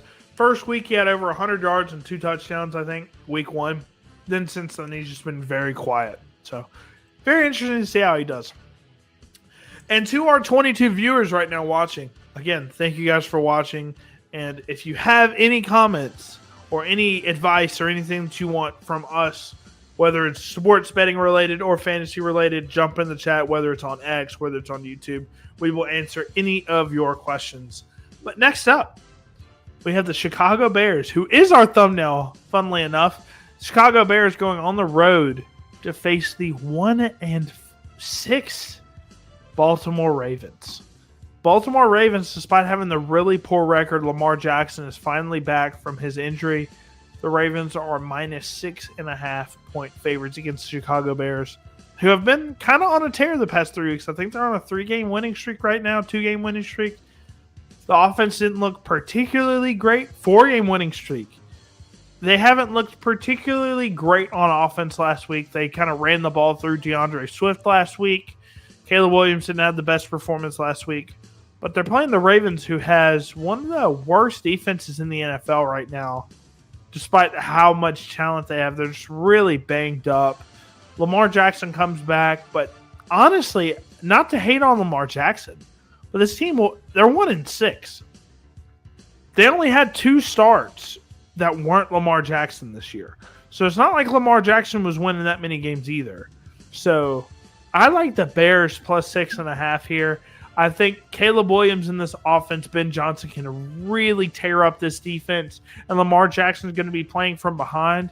And I love Lamar Jackson. He's a very exciting quarterback, but he just isn't that great playing from behind. When he's got the pressure of playing behind, a 10, 15-point deficit, he just really struggles. You saw that in the playoffs. You've seen that this year. I'm going to go with the Bears plus 6.5. I think they win this game. I think it comes down to a field goal from the former San Francisco 49er, Jake Moody, who's been playing great football with the Chicago Bears. Out of nowhere, he was terrible with the 49ers last year. They let him go. The Bears signed him as their kicker a couple of weeks ago, and he's been great. He kicked the game winner for them a few weeks ago. I think the Bears win this game, and I think the Ravens start 1-7, if you can believe that. I think they're losing home to the Bears. I'm going to flip the script here. I'm going to take the Ravens to cover 6.5 at home. I think with Lamar Jackson coming back, it's going to be a nightmare for the Bears to try and scheme that defensively. I think that they're going to – this is going to be a game where I think the Ravens absolutely offensively explode. I think Andrews has a big game. Rashad Bateman has a big game. Zay Flowers has a comeback game. Derrick Henry runs all over him. And quite frankly, Chicago cannot contain Lamar Jackson. They don't have any elite pass rushers. Their secondary is a little bit banged up. And they're going on the road. And this is a wounded animal in the Baltimore Ravens, who are still the favorites to win this division in spite of this record. With Lamar Jackson coming back, it changes the trajectory of what the Ravens defense looks like, because Cooper Rush isn't there to have the team go 3-and-out and have these stunted offensive drives, right? Yeah. I think Lamar is so much of a difference maker. There's a reason that they're favored 6.5. The books understand what's going on here. The Bears, their wins have been against subpar teams, and the Ravens look like that on paper because of the record. But it's just a whole new ballgame when you've got Lamar Jackson in there. It's such a drop-off in quarterback play from Lamar to Cooper Rush. Yeah. I think the Ravens win. I think this is a huge, huge game for them. I think Chicago kind of gets hit not knowing what's coming. I mean, they do have the confidence. When you win 4 games in a row, you absolutely should have it. Yeah. It's not like college football where your schedule's a little bit cherry-picked with your non-conference matchups. In the NFL, everybody's on the same parallel, and the wins and the losses are much tighter. I think the Ravens win this game by 14+. That's interesting because, I mean, the Ravens haven't had a dominant performance, I think, at all this year. Even with Lamar Jackson understanding. It's the return. That's my take on it. Yeah, we can definitely see that. But, the Bears defense, they're I want to say they're leading the NFL in takeaways right now. So Lamar Jackson is going to have to account for that, because if he plays from behind, man, he can get a little interception happy, a little bit, turnover happy. But on to the start sits. The defense for the Ravens has been atrocious. Every quarterback that's played against them has had issues. Has success, Caleb Williams, he's coming off a 3 or 4 point fantasy performance, depending on how your league settings are. And honestly, they won that game despite that. Caleb Williams wasn't asked to do a whole lot. He threw a pick, unfortunately. And DeAndre Swift had a great game. So they didn't really have to do much in the passing. I think Caleb Williams can really get this offense moving this week. He does have, I want to say, he has the highest off-target percentage. I think as the season progresses, he'll get those mechanical issues under control, and he'll be a little bit more consistent of a start. But with the rushing upside, you have to keep Caleb Williams on your roster as your QB2 and feel pretty good about it. DeAndre Swift. Look, you traded, and I still think you lost the trade a little bit, but you traded James Cook for DeAndre Swift. And I thought you were a crazy lunatic psychopath when you offered me that. I saw that in my trade inbox and was like, I have to trade that. I have to take that immediately. And since then, James Cook has been going a little crazy outside of last week, but DeAndre Swift has been very fantasy relevant the last 2 weeks. He is not a guy that's going to make a ton of difference if he gets hit before the second level. He's not a break tackles type of guy, but if they can start scheming him like they did the past couple of weeks, he's off back-to-back 100-yard rushing games. DeAndre Swift can be an absolute monster in fantasy for us because he's getting all the pass game work. Kyle Mononga is only operating in the short yardage situation, so he's the primary back in this Ben Johnson-led offense. DeAndre Swift's a must-start right now until he proves you otherwise. Part of the reasoning for that trade with you was because I feel like Josh Allen can vulture touchdowns, and that was strictly like, look, there's no competition for Swift in that backfield. He's familiar with Ben Johnson's offense. He was able to do the stuff with Montgomery, and the Bears got better on the offensive line in the offseason. Absolutely. Now they're implementing this whole new head coach and schemes that we've never seen on film. Yep. That's exactly what the reasoning was. James Cook was very touchdown dependent last season. Another part of why I was willing to part with the value. But the trade really, I mean, you won the trade as far as production-wise, but the past couple of weeks, though. I mean, you've been getting more points in the past couple of weeks for sure. It just felt like, I didn't think it was that lopsided. I mean, the league had a field day with it, but that's fine. Whatever they want to say. I mean, honestly, I think it ended up working out pretty well as long as it seems like this offense. Caleb Williams has had his day the first 3-4 weeks of the season, and then they started leaning on the rushing offense a little bit more. And DeAndre Swift has really had a field day. He's always been explosive. He's always been an explosive back, but he just needs to get to that second level. And as long as the offensive line play holds up and he can get to the second level, these linebackers don't have a chance to tackle him because he's so elusive and he's fast. Right. So he needs to get to the second level, and if he can do that consistently, he's going to be a consistent 1,000-yard rusher in this Ben Johnson offense. Rome Odunze hasn't had the best couple of weeks, the past few weeks. I think he hasn't even eclipsed 10 fantasy points the past couple of weeks, but he has been getting the targets, and Rome Odunze has been getting all of the red zone targets. I think Rome Odunze is a must-start right now. I just traded for him, actually. I traded a mid-2027 first and a mid to early 2026 first for Bryce Young, Rome Odunze, and Kyle Williams, who's a guy I like a ton. So if you're Dynasty nerds out there, I really like that trade. I love Rome Odunze right now, especially if I have Caleb in that league. So I like the stack there. No-brainer.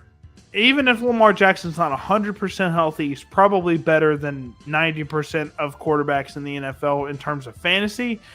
Lamar Jackson's a cheat code. Even if you look at his stats, I mean, they're 1-6 right now. They haven't won a lot of games with Lamar Jackson, but again, I think he has 9 touchdowns, 1 pick right now. I mean, Lamar Jackson's a must start. And I do think if they do get up on the Bears, I do think that it could be a close game. And I think they're going to be running Derrick Henry a ton. I think Derrick Henry has over 100 yards and a rushing touchdown in this game. He's a must-start this week.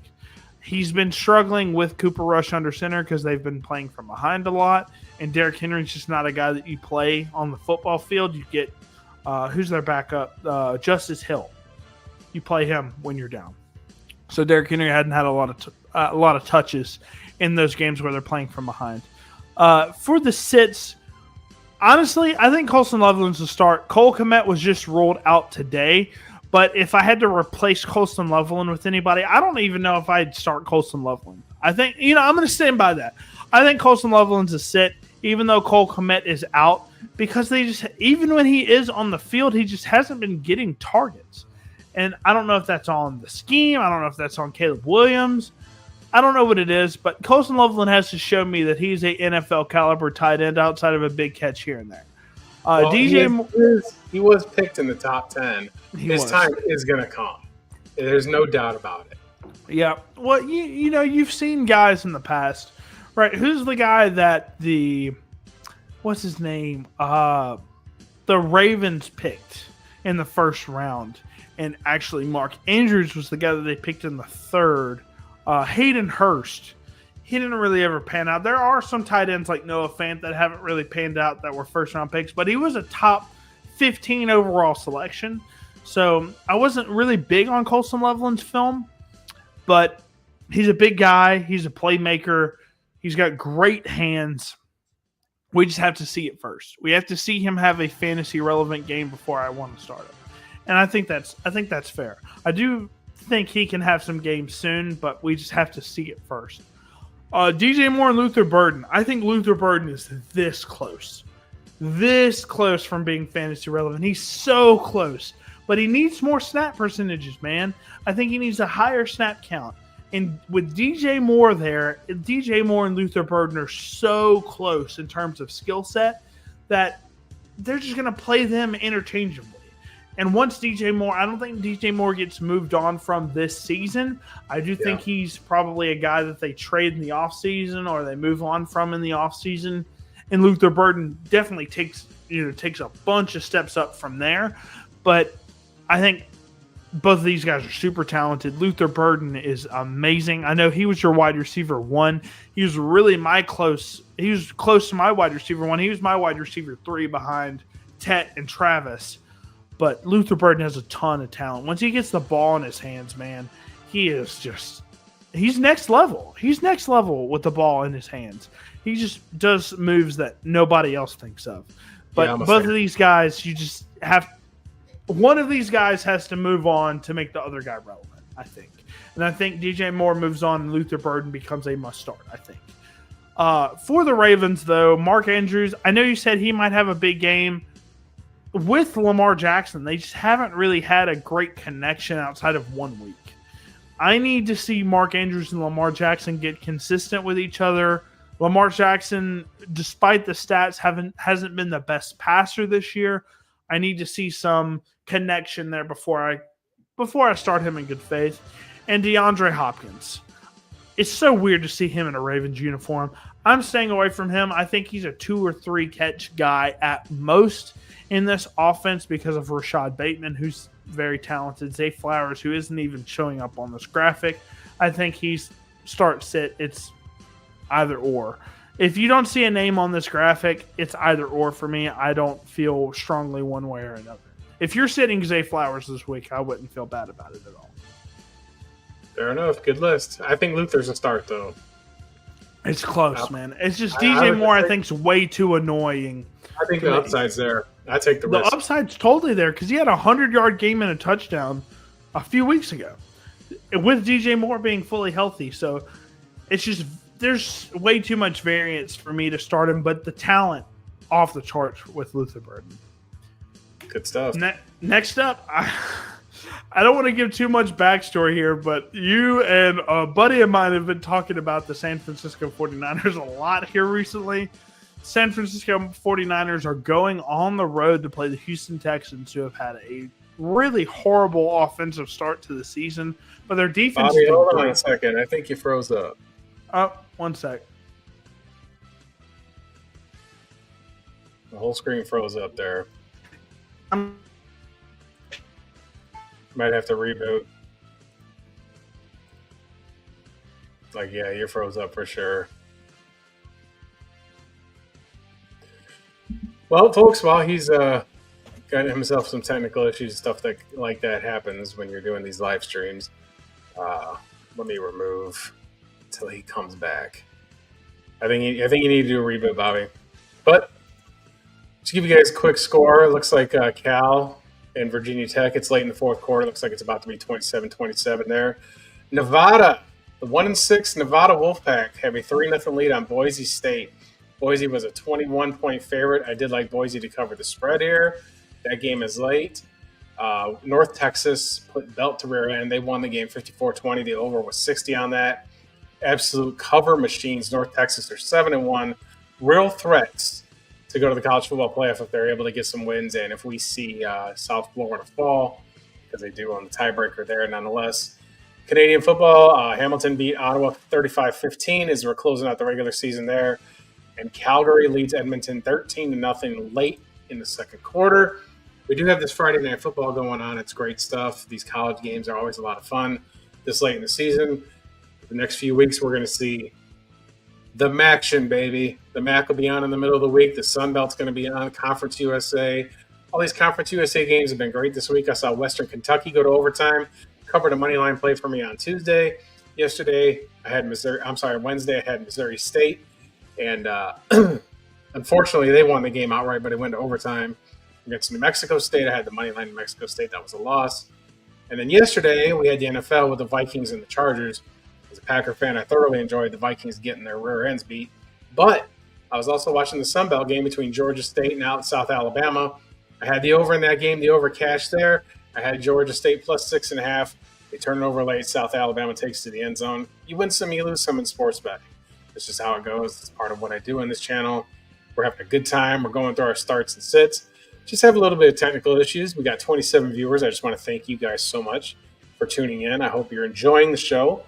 You know, in the comment section, whether you're following on X or whether you're on YouTube, whether it's Bobby's channel or my channel, feel free to leave comments, leave questions. I mean, we do this. We have fun with it. We want to make sure that we leave our mark on football. This is something that we both have a passion for.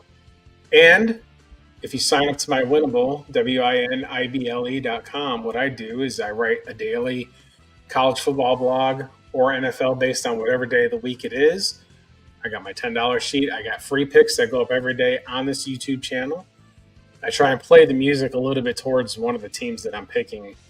Like, for example, I had UTEP last week and I played El Paso by Marty Robbins. Things along those sorts, those little Easter eggs. Today was Cal. I have Cal on the money line, and I put California Love by Tupac on there, as you can see. But just that kind of stuff. But yeah, Cal and Virginia Tech have tied it. And let me just fix the banner here real quick. Oh, it looks like Bobby has returned. Yeah, I had an update going on. So that's what messed it up.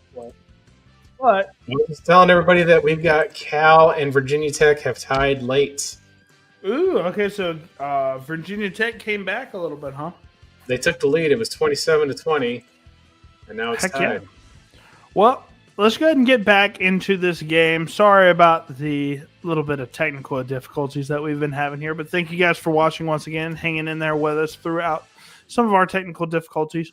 But Texans had a little bit of an offensive struggle, but their defense has been keeping them in a lot of these football games. 49ers, in terms of paper, really talented team, but has a ton of injuries. Nick Bosa's out. Brock Purdy is out. George Kittle might not be fully healthy. Oh, Brock Purdy's out? Brock Purdy is out. Then you have Jawan Jennings. He's been playing with multiple fractured ribs, high and low ankle sprain. The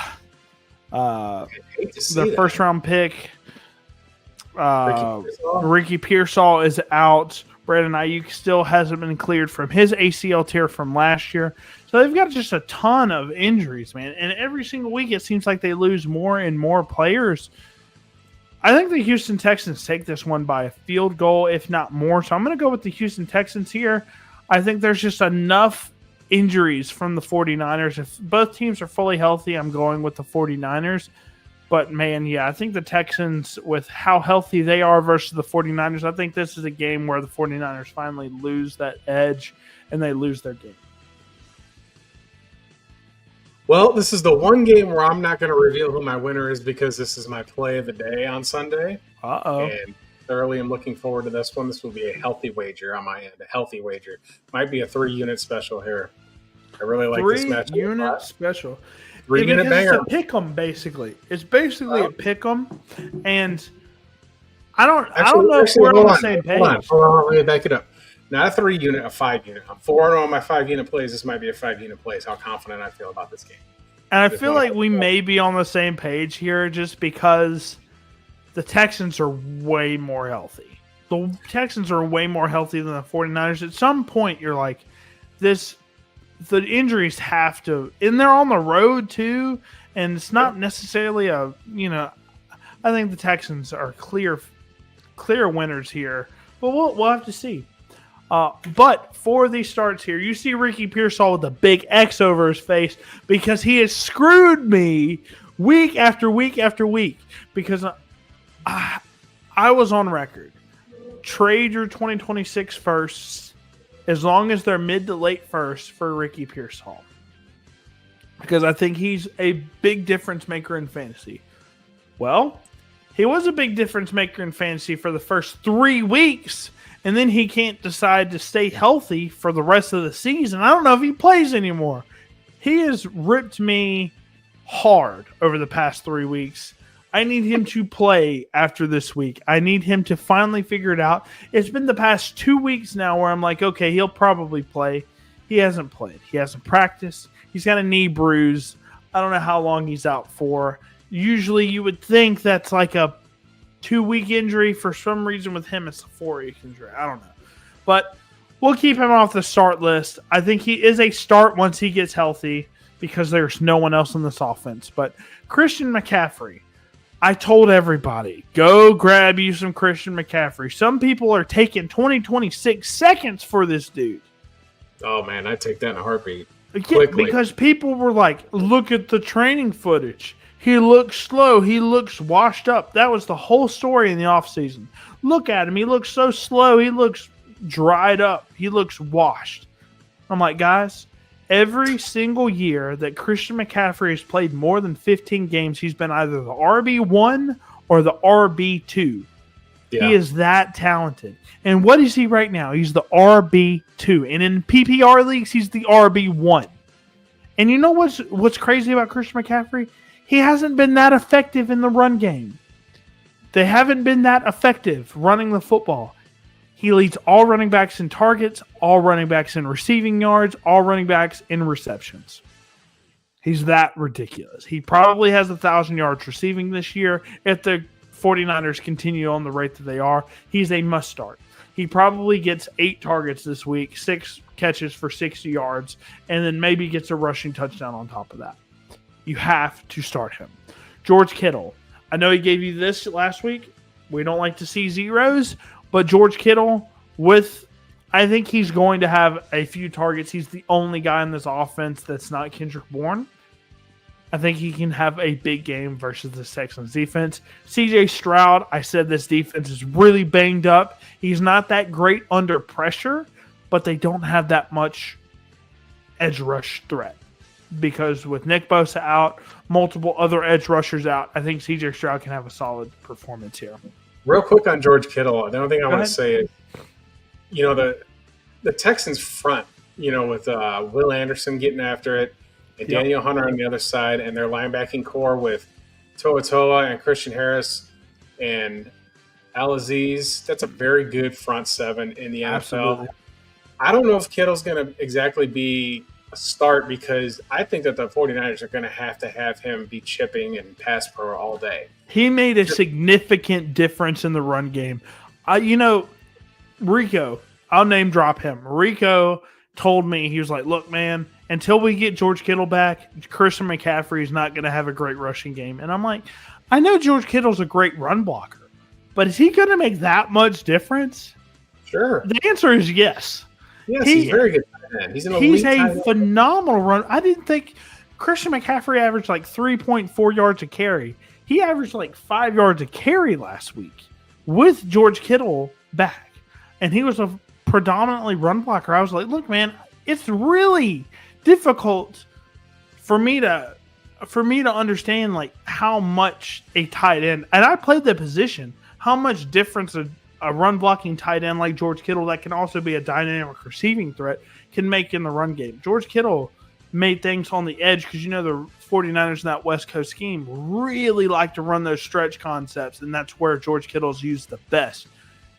With George Kittle out there, I think both of these guys are must starts, I think. Yeah. Now, George Kittle, I will say he's probably going to be used a lot in line, blocking, things like that. But with how thin they are at the receiver position, they're no disrespect to Demarcus Robinson, but he's not a starting wide receiver anymore. I think George Kittle can be lined up out wide a little bit more than you may expect. So I think George Kittle can get you 10 points this week.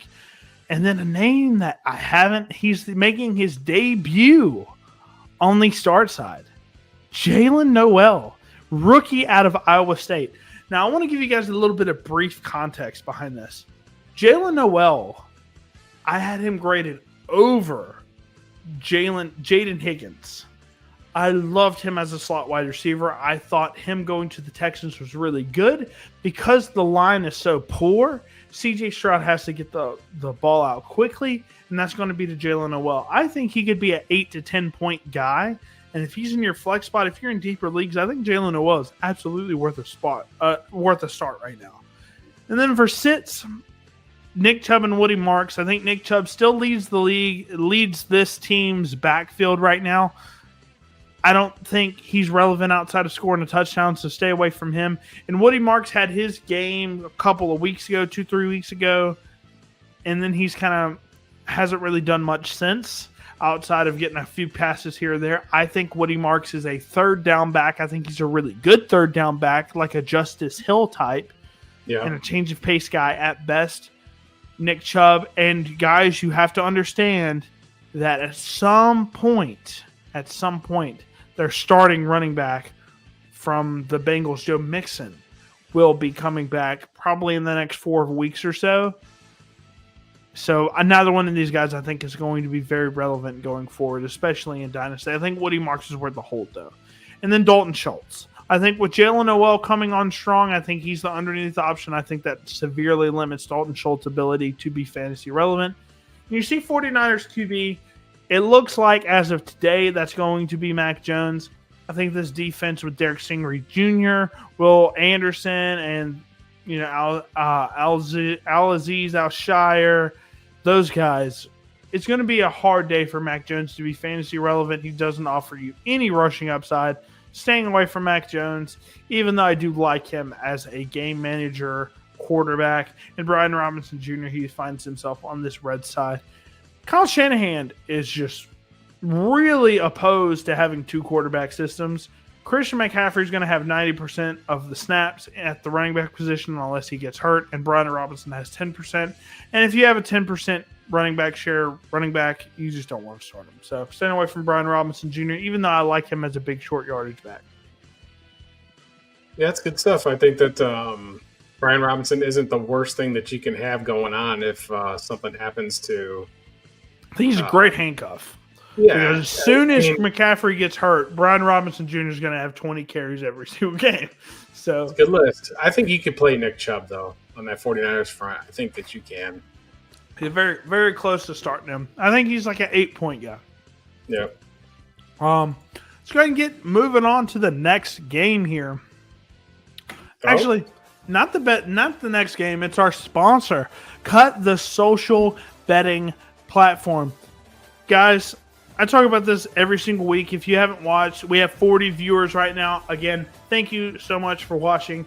If you have any sports betting questions or anything that have to do with fantasy, start sits, things like that, hit us up on X or YouTube in the comments. We will answer every single question that you guys comment. But for Cut, guys, let's talk about that real quick. I'm in Mississippi, a state notoriously known for not having sports betting legal. So I can't use DraftKings or anything like that. So Cut is the best thing for me. You get on there and you can bet against anybody. It's peer-to-peer betting. So we've done this on the show before. If me and Justin Paul Sports here have a disagreement on who we think is going to win a game, I'm going to be like, okay, well, I'll send $50 your way and we can figure out who wins the bet. So love Cut. I love their books. I think they're very fair. They're much fairer than DraftKings or any of the other sports books out there. So, and you can bet on much more than just football, baseball, basketball. You can bet on politics. Yes, that's how it looks. It's on the App Store right there. It's on the App Store. It's a really clean, smooth app, very easy to use. It's you a can game play some blackjack on there. You want to play some blackjack? You want to do some 21? You can play some blackjack too. You can do whatever you want to do on there. Great book, best book. Love our sponsor. I love them as well. And you can bet on politics, anything and everything. And if you follow them on X at Cut Bets, they have all sorts of cool bets out there. You can match the owner's bets as well. I think he had a bet out there a few weeks ago about how long Travis and Taylor Swift's engagement would last, things like that, how long they would be married. So you can bet on anything. You can make custom odds, things like that. Yep, here's a couple political bets. Will Oprah Winfrey announce plans to run for political office by the end of the year? Will Fauci be put on trial by the end of Trump's presidency? Will the United States annex Greenland by the end of Trump's term? And then they've also got, if you like pro wrestling, they've got pro wrestling odds on here with who's going to win at Halloween Havoc. Is it going to be Ricky Saints or Trick Williams for the NXT Championship? Halloween Havoc is now an NXT event? That is crazy. Will Bitcoin hit 150,000 by January 1st? That's an even bet there. Plus 100, minus 100 on Bitcoin hitting 150,000. We need that to happen to have our alt season. He's got horse racing up here, motorsports, anything that you want to wager your sweet little heart on. This is exactly where you want to go. It's the best book in the business. I just want to put a couple of the entertainment ones. Will the next James Bond actor be a white male? Will Leonardo DiCaprio finally get engaged in 2025? Will Jay-Z and Beyonce file for divorce? Will Barack and Michelle file for divorce? I mean, just all kind. Betting on people's divorce is kind of crazy business. That is absolute degenerate behavior. You can do it on Cut. That's the type of stuff that you have on Cut. And honestly, you can do that for, I think, anything. You can set custom bets with custom odds and things like that. I did it a few weeks ago with a Thursday night game with the 49ers and the Rams. They had custom odds. I think it was plus 6.5, I think, was the official spread. And I did plus 2.5 for the 49ers because I knew they were going to win that game. And I got paid triple my money. So Cut, they only take 3%. 3% of the total purse. So that's really good compared to a lot of other casinos, and that's all they just do that for upkeep. So I think that's great stuff. I think Cuts and most importantly, I know Justin usually says this, they are a local company, South Carolina based. They are not overseas or anything like that. I know a lot of our American citizens here don't really want to be messing with a Chinese or overseas type of sports book. They are based out of South Carolina. You can go check out their X profile. They're great people. They've hooked us up a good bit as well. So love Cut, love what they've done. But let's go ahead and move on. One more thing before I say, you can use Cover to Cash during sign up, and I think you deposit $50, and they will match you $50 as well. Give you a $50 bonus. So go ahead and check that out. But next up, we have one of my favorite teams in the NFC versus one of the worst teams in the NFC. We've got the Tampa Bay Buccaneers going on the road to play the New Orleans Saints. The Tampa Bay Buccaneers are minus 5.5 point favorites. Despite all the injuries, I like the Tampa Bay Buccaneers to cover the 5.5 points. The Saints have been fairly competitive over the past few weeks with Spencer Rattler, and their defense is slightly below average. But I think Baker Mayfield, as long as he's healthy, he will be beating the Saints consistently all year long. Any team that's like the Saints, I think Baker Mayfield has. I want to say this before we get into this matchup specifically. Tez Johnson out of Oregon, I said he was an amazing talent. He was just 5'10", 162 pounds, which is super undersized. He's been balling out the past few weeks with Mike Evans and Chris Godwin being out for the foreseeable future. You've got Igbuka, who's not super healthy. You've got Cameron Johnson and Tez Johnson, and all three of them have been fairly consistent over the past few weeks. I think the Buccaneers cover here.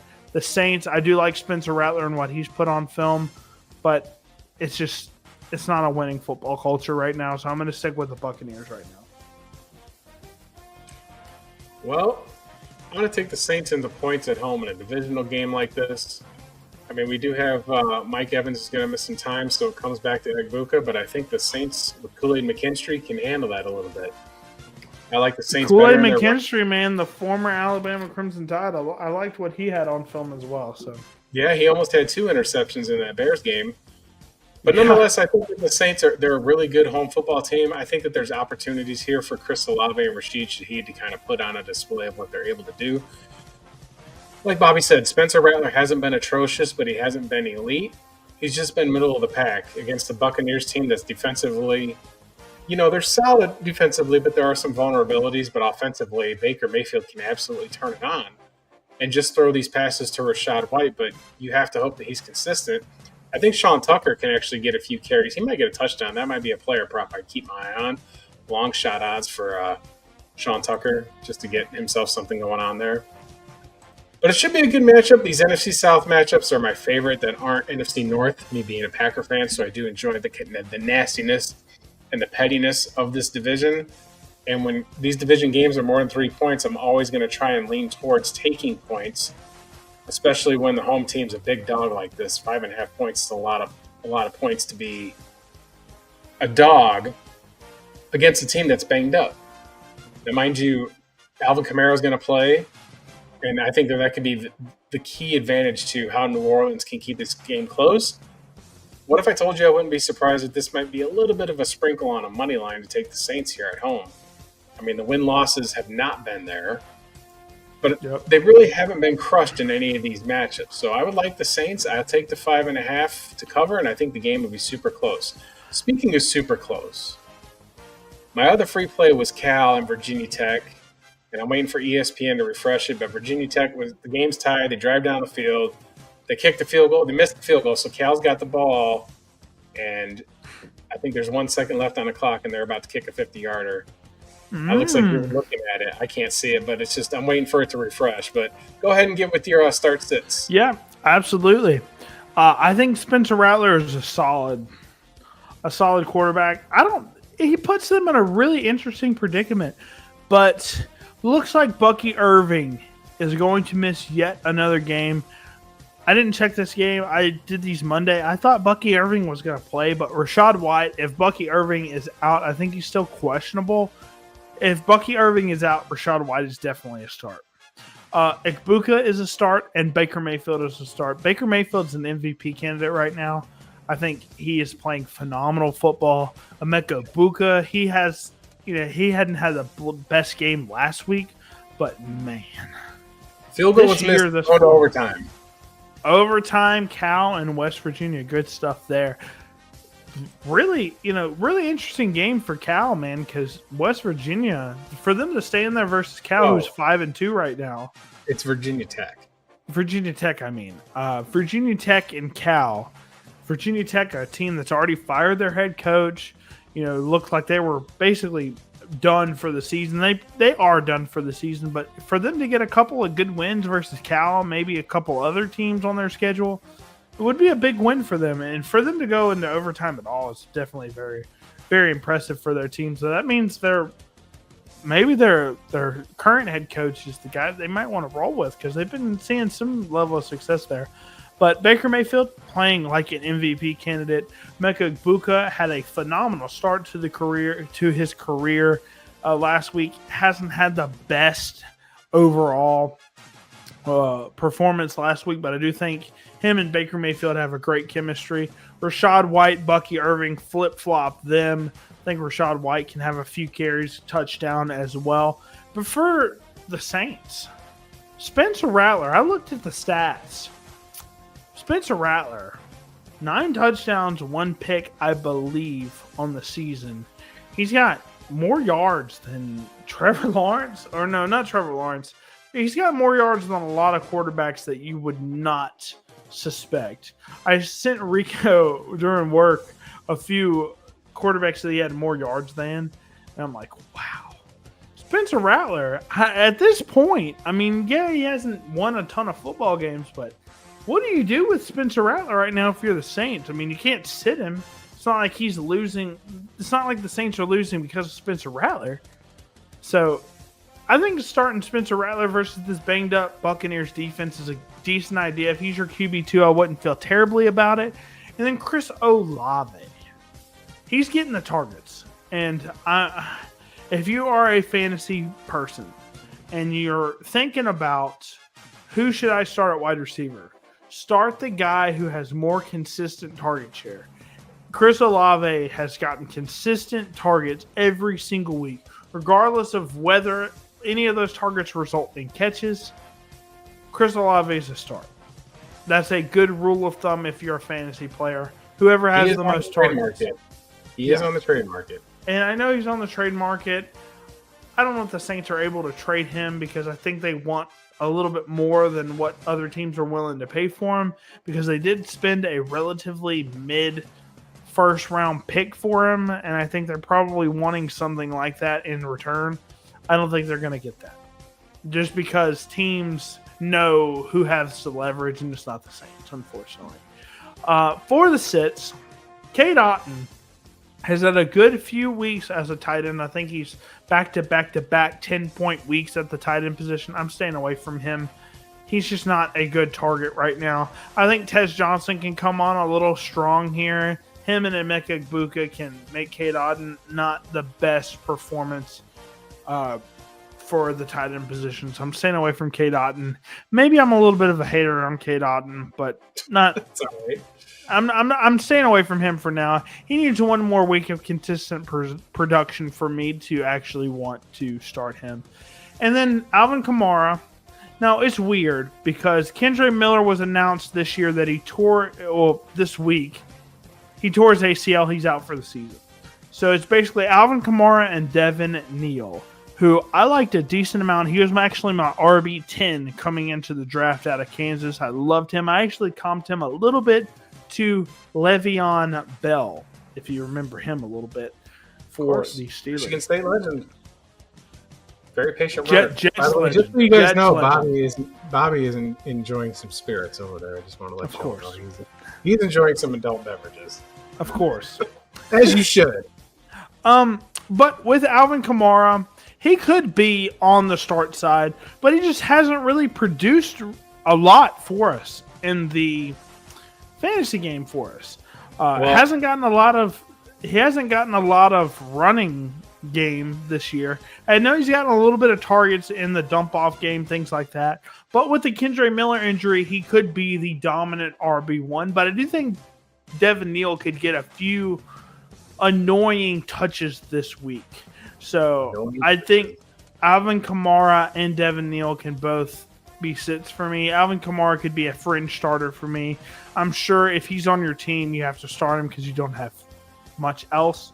And last but not least, Taysom Hill. I hate to say this because I love Taysom Hill as a player. He is a dog. He will do whatever the football team asks him to do. But he just, after that ACL tear, he just seems to, all of that athleticism, all of that spunk that he's had has been zapped out of him. And he just seems really rusty, man, and really slow, unfortunately. So they still are trying to utilize him as best as they can. But for me, I'm going to sit him for now. Sounds good, man. I mean, I think he could start Kamara because he's going to get. He's free. I don't think that the backs behind him are going to be much about the rest, especially with Kendre Miller out. I think he could be a workhorse the rest of the season. He's already told management he doesn't want to play anywhere else. If he's not going to be a trade candidate, you might as well run his ass into the ground. Yeah, and that's and I know we talked about this last week, but Alvin Kamara saying, look, if you are going to trade me, I'm going to retire, is a big testament to the type of person that he is, because he's not chasing rings, because obviously the Saints are not going to be Super Bowl bound anytime soon, in my opinion. But he's just like, look, y'all drafted me. I'm loyal to this franchise. Y'all paid me. I'm going to stay until I retire. He's a Saint for life. That's really remarkable loyalty to that program. So I like Alvin Kamara. He's went up a lot of notches in my book because he's played relentlessly for this program. So it makes me happy to see he's loyal to this program, even though I think he should chase a ring because I think he deserves it because he's played phenomenal football throughout his career. But we'll go ahead and move on to the next matchup, which is another interesting matchup. The Dallas Cowboys, who have been a juggernaut offensively with George Pickens, CeeDee Lamb, who had a great week last week. Javonte Williams, who is the number 2 running back in terms of rushing yards on the year.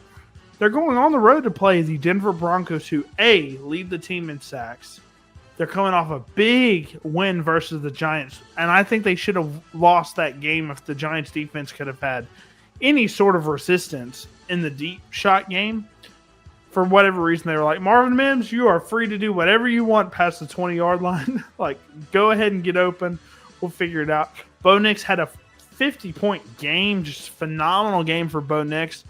This is a really interesting game because I think the Broncos have a full head of steam right now, and the Cowboys do too. These are both two teams that are just about to hit each other head on, full of momentum, and we got to figure out who ends up winning this football game.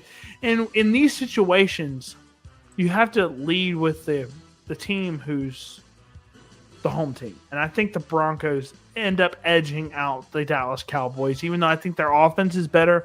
I think their defense is atrocious, and I think the Broncos are really going to expose that defense like every other team in the NFL has just far that's played them. So I'm going to go with the Broncos here -2.5, but it's a very close line. It's an understandably close line because of how good these two teams have done offensively. Give me the Cowboys on the money line here. So we disagree here. Yeah, I'm going to take the Cowboys on the money line. Look, they're averaging almost 40 points a game over the last 4 games. I mean, and this is the Javonte Williams revenge spot. This is the team that cut him. He's going to give it to Sean Payton. I think the Cowboys are absolutely going to go over there and just control Nick Bonito and avoid Pat Surtain. And I think that Dak Prescott and the Cowboys can absolutely have a field day here. Now, the game is in Mile High. That seems to be the house of voodoo in the NFL as far as I'm concerned. They're like the Auburn Stadium where just crazy stuff happens in Denver. But I think that the Cowboys have kind of gotten their season on track. I mean, they took a lot of slack for what would happen with Micah Parsons. Thank you for sending him to Green Bay. I'll always be thankful. But I think it's a trade. For a good deal, too. I think it's a trade that both teams want because, look, I don't think that relationship between Micah Parsons and the Cowboys was salvageable. And I think the Packers were the best trade partner because they were able to give him the extension. They had the picks, and they got Kenny Clark, who's an inside great defensive player. It's not like this is some bum that they traded him. He is up in age. But with the 2 picks, now you're able to – and with the cap space that you're going to clear up by not having to sign Micah, and he was able to extend DeRon Bland, so his secondary is intact and able to build around this. And I think the Cowboys – I think it was an initial sting for them, but they're winning football games. Dak Prescott is absolutely in the can. He's a dark horse if you want to bet a prop for MVP. The way they're scoring like crazy, and I think this continues. I think they go up there and they give the Broncos the business. I mean, Denver was very lucky last week to pull off what they pulled off against the New York Giants, and this is a big step up in challenge. Even though you're staying at home. Give me the Cowboys. I think the Cowboys win by touchdown. And again, with the J.C. Horn comment that I made earlier, where does Pat Surtain line up here? Is it versus CeeDee Lamb in the slot, or is it versus George Pickens? I think it's George Pickens because I think Pat Surtain matches up better as the type of man-to-man corner he is. You want to shut down George Pickens. You do not want George Pickens having 45-yard catches. I think you can let CD kill you for 4 or 5 yards a catch. You do not want George Pickens killing you over the top. I think that's where Pat Surtain plays the most, and that plays a part as to who I'm starting and sitting this week. But you're right. Mississippi State alumni Dak Prescott has played phenomenal football thus far. He's continuing the trend of playing like an MVP candidate, getting injured, MVP candidate, getting injured. He's playing that type of pattern thus far, so glad to see the Mississippi State alumni playing amazing football. But let's go ahead and look at our start sets. Dak Prescott, like you said, playing like an MVP candidate. I think the defense is great. But I think Dak Prescott with this firepower, with his tight end, with CeeDee Lamb and George Pickens, all of this, even Javonte Williams, he has the run game. And we've always criticized Dak Prescott. Is he going to be relevant if he doesn't have a run game? Well, it doesn't matter because Javonte Williams is playing like a great running back right now. He's the second leading rusher in football right now. So Dak Prescott's going to be successful if he has a successful run game. You saw him with Zeke Elliott earlier on in his career. So Dak Prescott is a must-start right now, even versus a solid sack-heavy defense like the Denver Broncos. And CeeDee Lamb, it's interesting. CeeDee Lamb had a great first half and then didn't have a single catch in the second half. Doesn't matter. I think CeeDee Lamb, even though his performance last week was propped up off that 80-yard touchdown, CeeDee Lamb is a must-start because he's going to get a lot of underneath routes, and he's got that yak ability that makes him explosive every single touch. And Javonte Williams, one of the biggest surprises of the NFL season thus far. Javonte Williams, he's super physical. He probably gets a touchdown. If you're betting against him getting a touchdown, that's not a good bet in my opinion. I think he scores a touchdown this week. He's just phenomenal. Sure. He's got sure. to. Javonte Williams has just been so physical, man. He's like every time he gets the ball, he's getting 3 or 4 yards after contact. They wrap him up and he gets 3 or 4 yards every single time. Bo Nix, he's had an up and down season thus far. Last week coming off of like a 45-point fantasy production game last week. I think Bo Nix is a phenomenal start this week because the Dallas defense has been terrible thus far this year. That's the only reason they've lost a lot of these games. Not because Dak has been playing poorly. It's because their defense is that poor. They need playmakers because Deron Bland and Trayvon Diggs have been banged up all season long. And J.K. Dobbins, if the Broncos come up and there are a little bit playing ahead this week, I think J.K. Dobbins is going to get 15, 20 carries this week. And J.K. Dobbins he's been very consistent thus far. Now, I think last week he had 5-6 points, something like that, because he didn't score a touchdown, but he's been very consistent scoring touchdowns. I like J.K. Dobbins as a player prop getting a touchdown versus this weak Dallas Cowboys defense. So I like J.K. Dobbins as an anytime touchdown play. And then for the sits, Marvin Mims. Man, he's just so inconsistent. I'm staying away from him. Same with Troy Franklin. He's getting the targets, but he just hasn't been bringing them in. I like the chemistry that Bo Nix and Troy Franklin have because they both played at Oregon. They both play at the Broncos. Staying away from Troy Franklin as well. And RJ Harvey. He just needs to get the reps. J.K. Dobbins is playing great football, so why play RJ Harvey when he's just that change of pace back and J.K. Dobbins is a guy that's just getting, 5-6 yards a carry? Stick with J.K. Dobbins. Keep RJ Harvey on the bench until he proves you otherwise. And the crazy sit that I have for this week, George Pickens. I think Pat Surtain is going to mirror George Pickens the entire game. George Pickens gets 2-3 targets this week. I could be wrong in that, but I think George Pickens, if Pat Surtain does what I think he does, and I think that's because CeeDee Lamb's used in motion all over the place, I think George Pickens is going to be a stationary target, and George Pickens is going to be manned up all game versus Pat Surtain, and he's going to have 2-3 targets for 30 yards, if at most. So I'm sitting George Pickens. That's just a sixth sense that I have, staying away from him this week, even though he leads the league right now in touchdowns, tied with Amon-Ra St. Brown. Staying away from him. Jaden Blue, he's a guy that had 7 touches last week, career high touch in a game. Stay away from him as well. I think Javonte's just playing great ball. He had 121 yards and a touchdown last week. Stay away from Jaden Blue. He is not getting anywhere near the lead of this backfield as far as Javonte Williams is just playing great football, so stay away from Jaden Blue. Yeah, I think Jaden Blue is I think George Pickens can be either here or there. I think Troy Franklin might get some might have a day though against that Cowboys defense. Yeah, so he might be the person I think can go on there and just get it done at home. Like you said, they were teammates at Oregon. See what they get done. It's really close because Cortland Sutton has been playing well above curve for him. And they just paid him.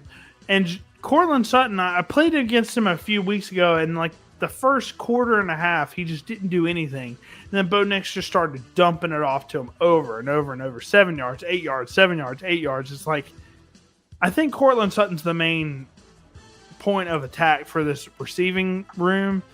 Troy Franklin is getting the targets, like I said, but I just don't know. He just isn't bringing them down. I need him to consistently bring these targets down before I can start him.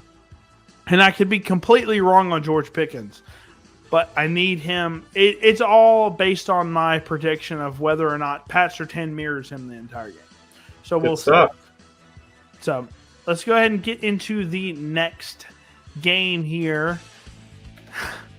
Well, this is an interesting game.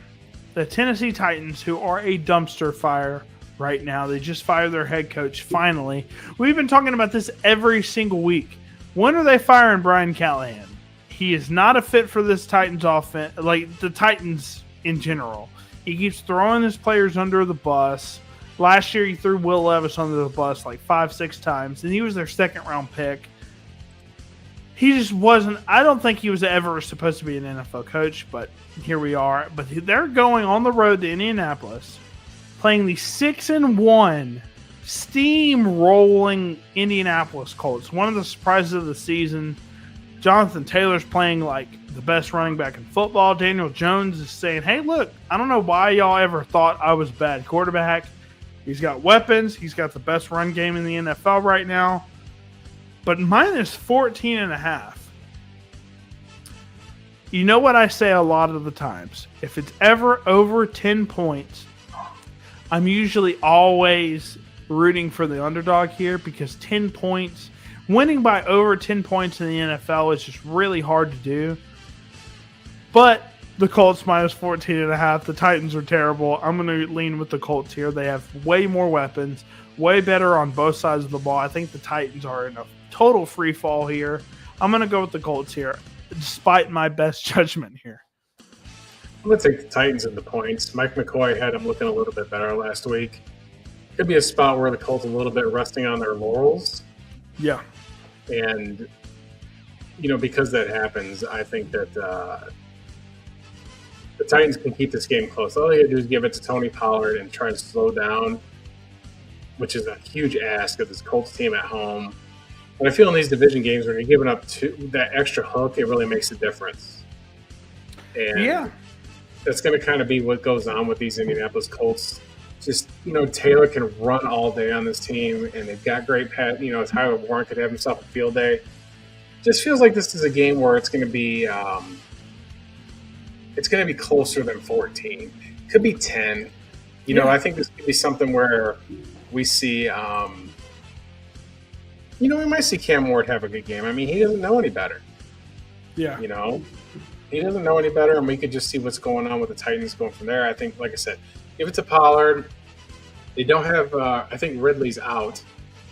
If I'm not, he hasn't been ruled out just yet, but he is questionable.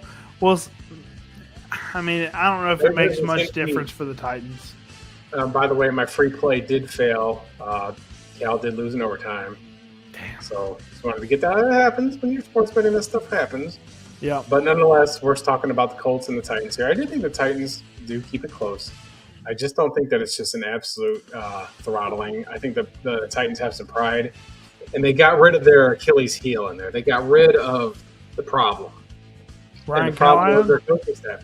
Yeah, I think that they're just going to keep grinding out, keep working it, see what they're able to do, work on the pass pro. Give me the Titans in the 14. They fired their O-line coach as well this week, so wasn't that his brother, right? Isn't that what she told me? So, yeah, they got them both out of there. We'll see if that adds any spark to this offense.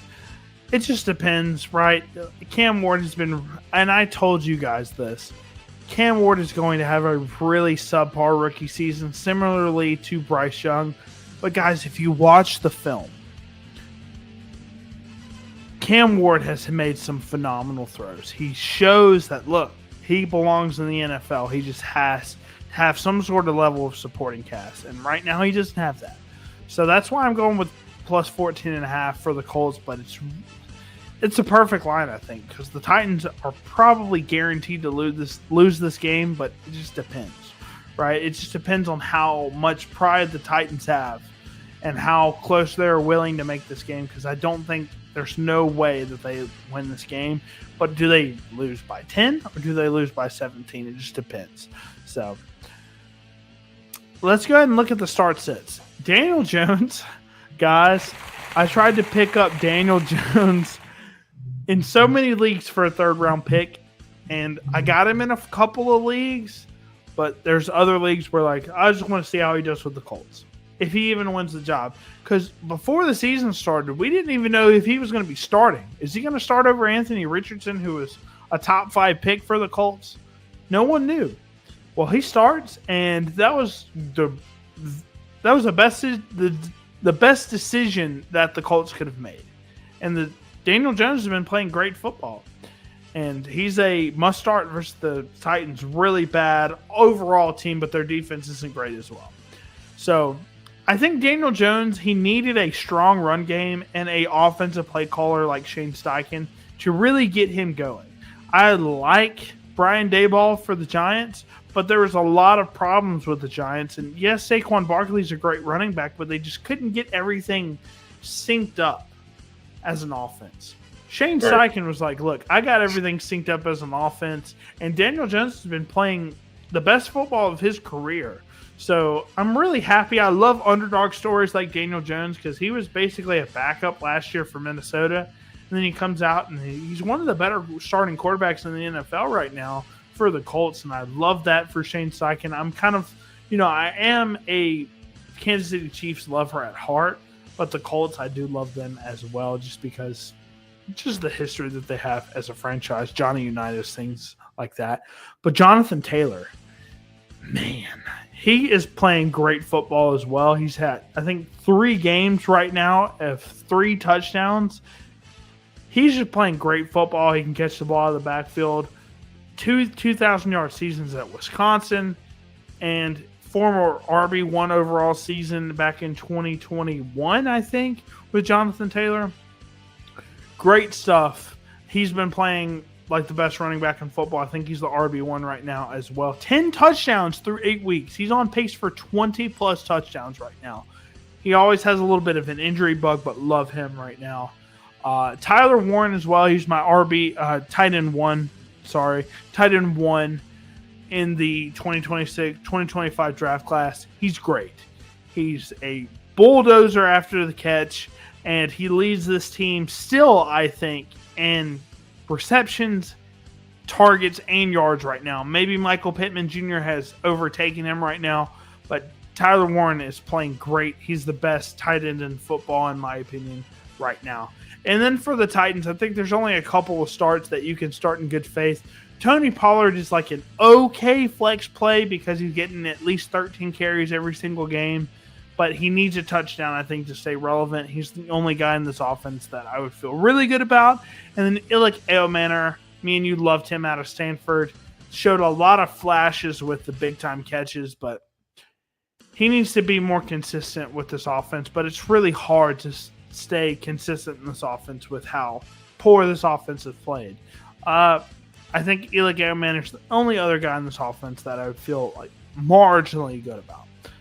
Then for the sits, Cam Ward, I like his talent. I love some of the throws he put on tape, but he has probably the worst supporting cast in football right now. I'm staying away from him for now until he can give me a game that's over 15 fantasy points, which he has not done yet. And then Chig Okonkwo, stay away from him as well for the tight end position. You probably drop him. Chig Okonkwo? Yes. I think he put up 10 fantasy points last week, and I think he's a slight bait to people that have a really poor tight end room.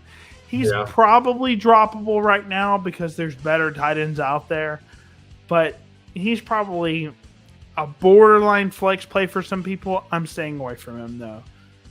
Alec Pierce is a guy that's probably going to bait you a little bit just because I think he gave you like 13 fantasy points last week. I think he had like 70 yards right now, last week. Stay away from him. Adonai Mitchell, super athlete, not the biggest consistency target right now. And Josh Downs. Josh Downs has been cleared from concussion protocol. Stay away from him as well.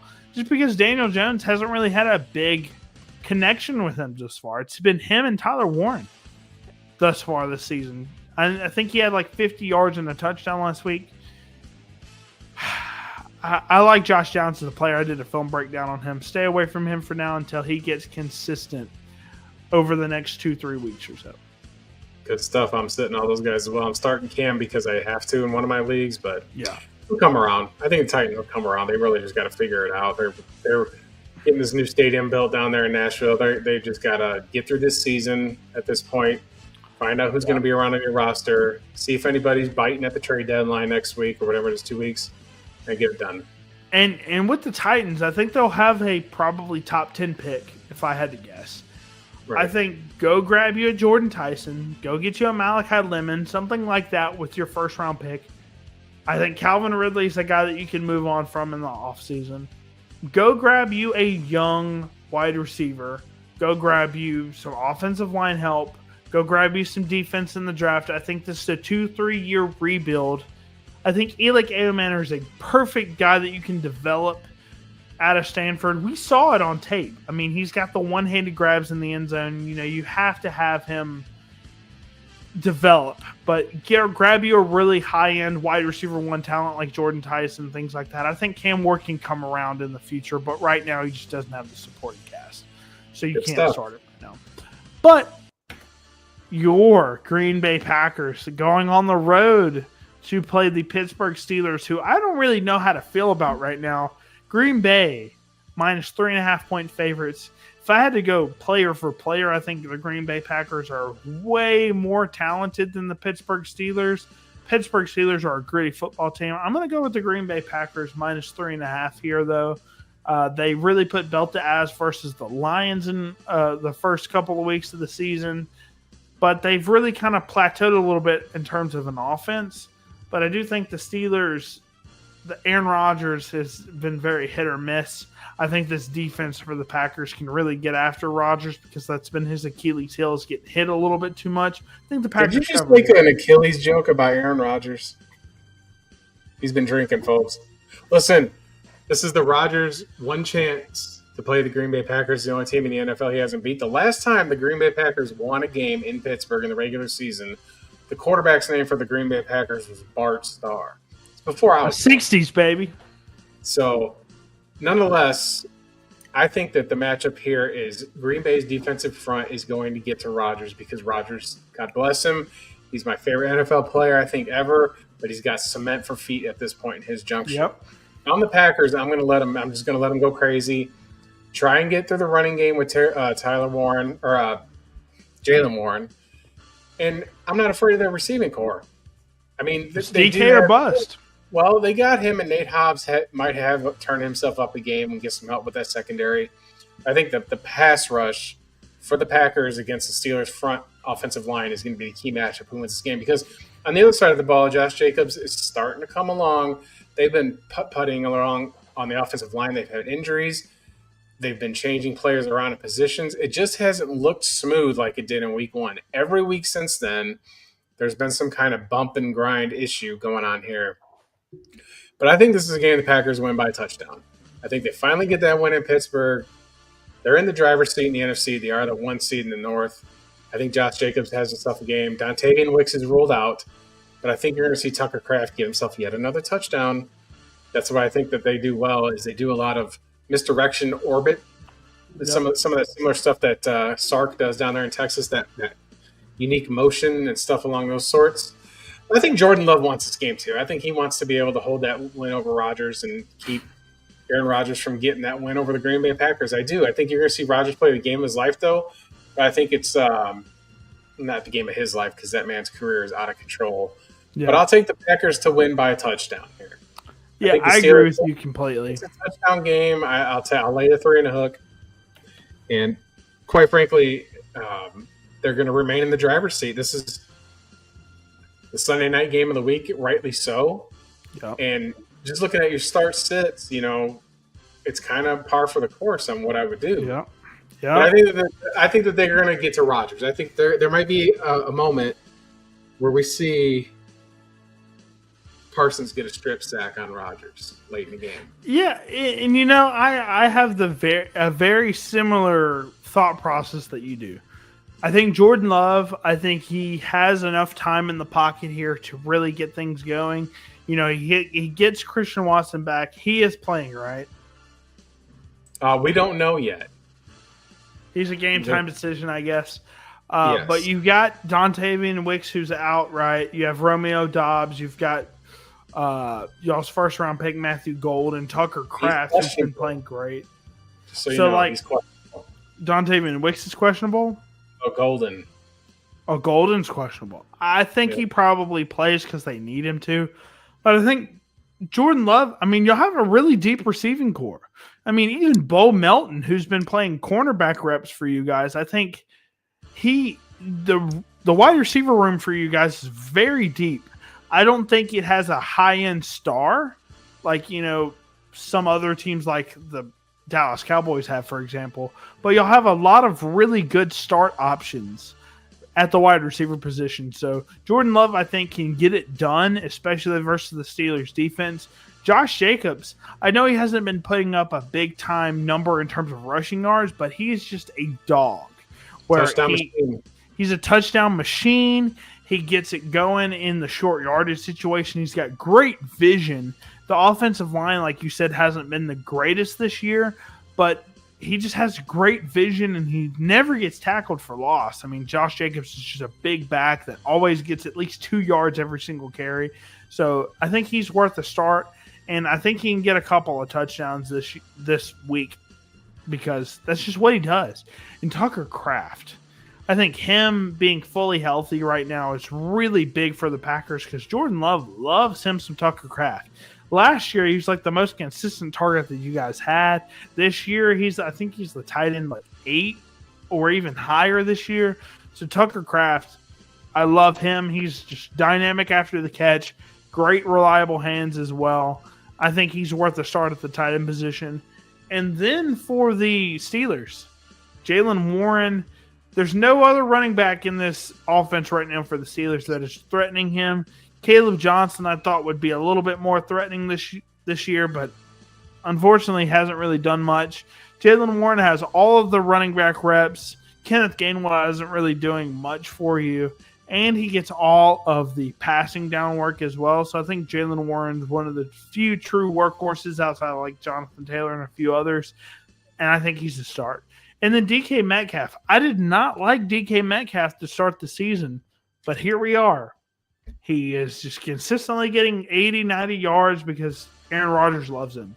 So got to start DK Metcalf, even though I don't love his profile. And then for the sits, Romeo Dobbs and Christian Watson. I don't like either one of those guys just because they're touchdown dependent, I think. Christian Watson is a big play, 40, 50-yard bomb. If he even plays to be relevant because he's a deep threat. And Romeo Dobbs has been kind of y'all's red zone threat for the past few weeks. He needs a touchdown to be relevant, and if that's the case, I'm staying away from those guys. And then for the Steelers, Aaron Rodgers, I know he has 2 4-touchdown games. Staying away from him just because he's been very inconsistent outside of those 4-touchdown games. Staying away from him completely. Just because, like you said, I think the pass rush is going to get after Rodgers, and I think he's going to have a multiple interception game just because once he gets pressure in his face, he ends up turning into Sam Darnold sometimes, at least later on in his career. So I'm staying away from him. Calvin Austin, he's been hurt a lot. Staying away from him just because he has been consistent last year and this year with some big plays. He's just been hurt so much that I don't think the chemistry with him and Rodgers has been fully developed yet. And then Roman Wilson, kind of the biggest bust for me. I thought he'd be decent. I thought you could pick him up for a 3rd-round pick and he would deliver. Thus far, Roman Wilson has got, I think, 2 catches on the season. I thought out of Michigan he'd do a little bit more, but he hasn't done anything thus far. Good stuff. Good start-sit stuff there. Really good list. You think Aaron Rodgers might be a start? I don't think so. I wouldn't start him against his defense. No. Yeah. I wouldn't. Because he's got, like I said, he's got cement for feet. Dude's got $1 million arm, and he hasn't really lost the football stuff, in my opinion. But let's get on to the final matchup of the week. Some Monday Night Football. Yeah, so Monday night. This line might have moved just a little bit just because Jaden Daniels has been ruled out. and Marcus Mariota will be starting on the road versus, in my opinion, the hardest place to play in the NFL in Arrowhead Stadium against the Kansas City Chiefs. I think the Chiefs are going to absolutely annihilate them. Last week, go ahead. We went over the Chiefs last week. Yeah. And what did I say that they would do to the Raiders? I went against them. I said the Raiders were going to at least cover. I thought they were going to lose. They lose 28-0 against the Chiefs. I wasn't fully sold on this offense. But I was like, man, the Chiefs have been playing pretty solid football, either win or lose. But, man. Bobby, how you feeling right now, brother? Dude, the Chiefs have made me so happy. Chiefs have made me so happy. Patrick Mahomes is the is the QB1 in fantasy right now. Our offense doesn't look anemic. Our defense is playing great. I think they put belt to ass versus the Commanders, who have had struggles on offense. I know Terry McLaurin might play. Deebo Samuel is very questionable with a heel injury that's been plaguing him all season. And then the defense is just really poor. And Cliff Kingsbury, unfortunately, I told everybody this, even with Arizona, 1 year of Cliff Kingsbury, after that, everybody gets the gist and starts playing against it, and then Cliff Kingsbury falls apart. I think that's exactly what's been happening with this offense this year as him as the offensive coordinator. I think Steve Spagnuolo is going to obliterate this offensive game plan, and the Chiefs win by 15 points. 15, 16 points. I think the 10 points can be covered here. Like you said, Arrowhead's a tough place to play, and right now the Chiefs are rolling.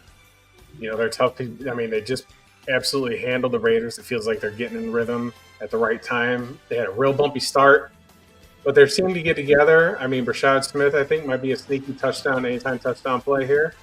The Chiefs' running game to me is still kind of suspect, but when you got Worthy and you got Rice and you got Kelsey and you got Hollywood all in sync, I mean, that kind of takes the pressure off the running game a little bit because Mahomes now has many reliable targets. You're not going to be able to put him in a box.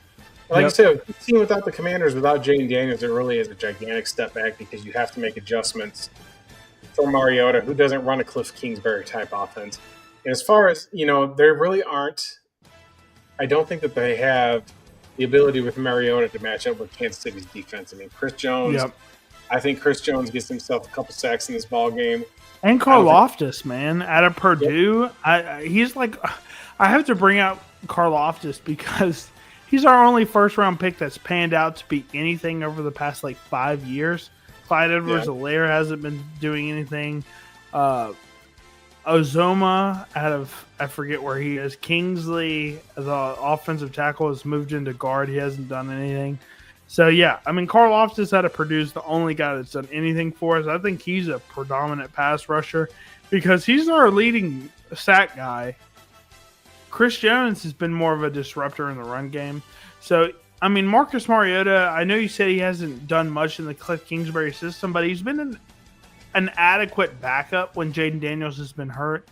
It's just really interesting. I think Arrowhead's going to be really tough to play in. You're saying you're leaning with Washington here, right? +9. No, I'm taking the Chiefs to cover. Really? Okay. Well, I'm glad that we are on the same page here. I think that the Chiefs are going to cement a AFC number 1 seed performance here versus the Commanders. I know Jaden Daniels is out, but I think the Chiefs are really going to do some heinous things versus this defense because I don't believe a lot in this defense. Heinous. I think Mahomes sits in the fourth quarter because they're going to be that far. Wow. And that's a Chiefs fan. I need to say a little bias here. I am a Chiefs fan. I am a big-time Chiefs fan. I am a big-time Mississippi State fan. And he's also a little sauced, ladies and gentlemen. Yeah, I'm a little bit sauced, but a little bit of sauce going on there, Bobby. It's okay. You're grown. It's okay. I can still talk ball. But I think Patrick Mahomes is the QB1 in fantasy right now. He has played back-to-back great performances for Patrick Mahomes. And, in that Raiders game, he sat at middle to the end of the third quarter versus the Raiders.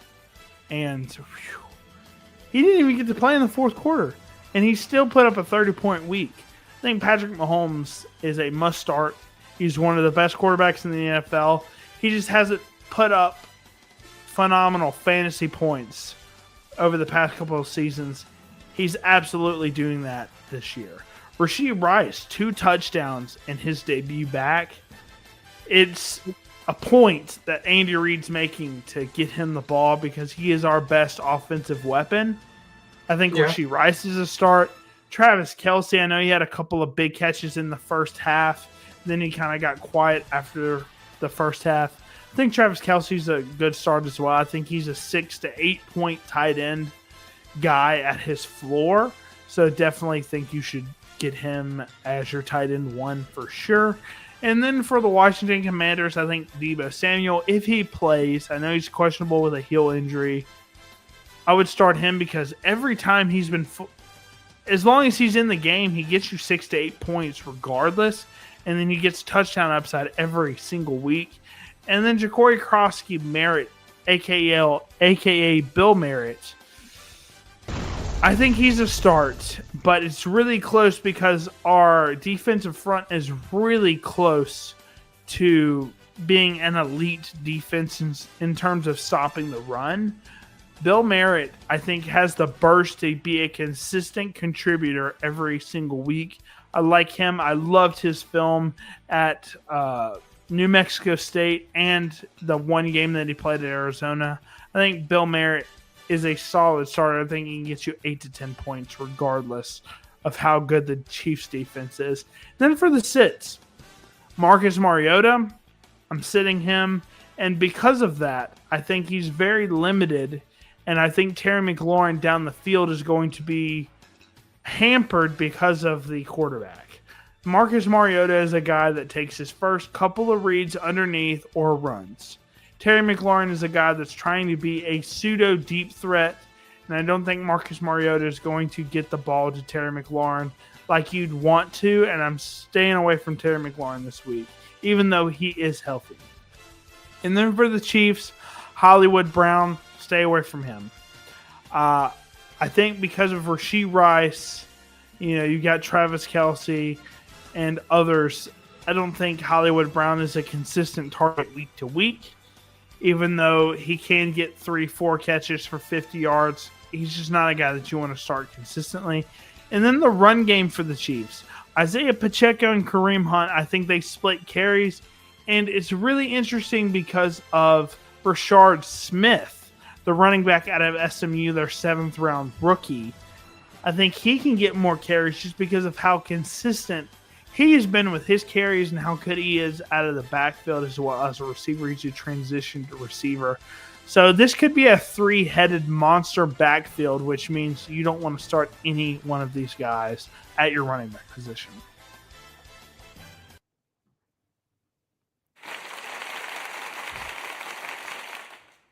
Bobby, what a show, man. We had a peak at 45 viewers tonight. I think that's a 45 viewers. Look, guys.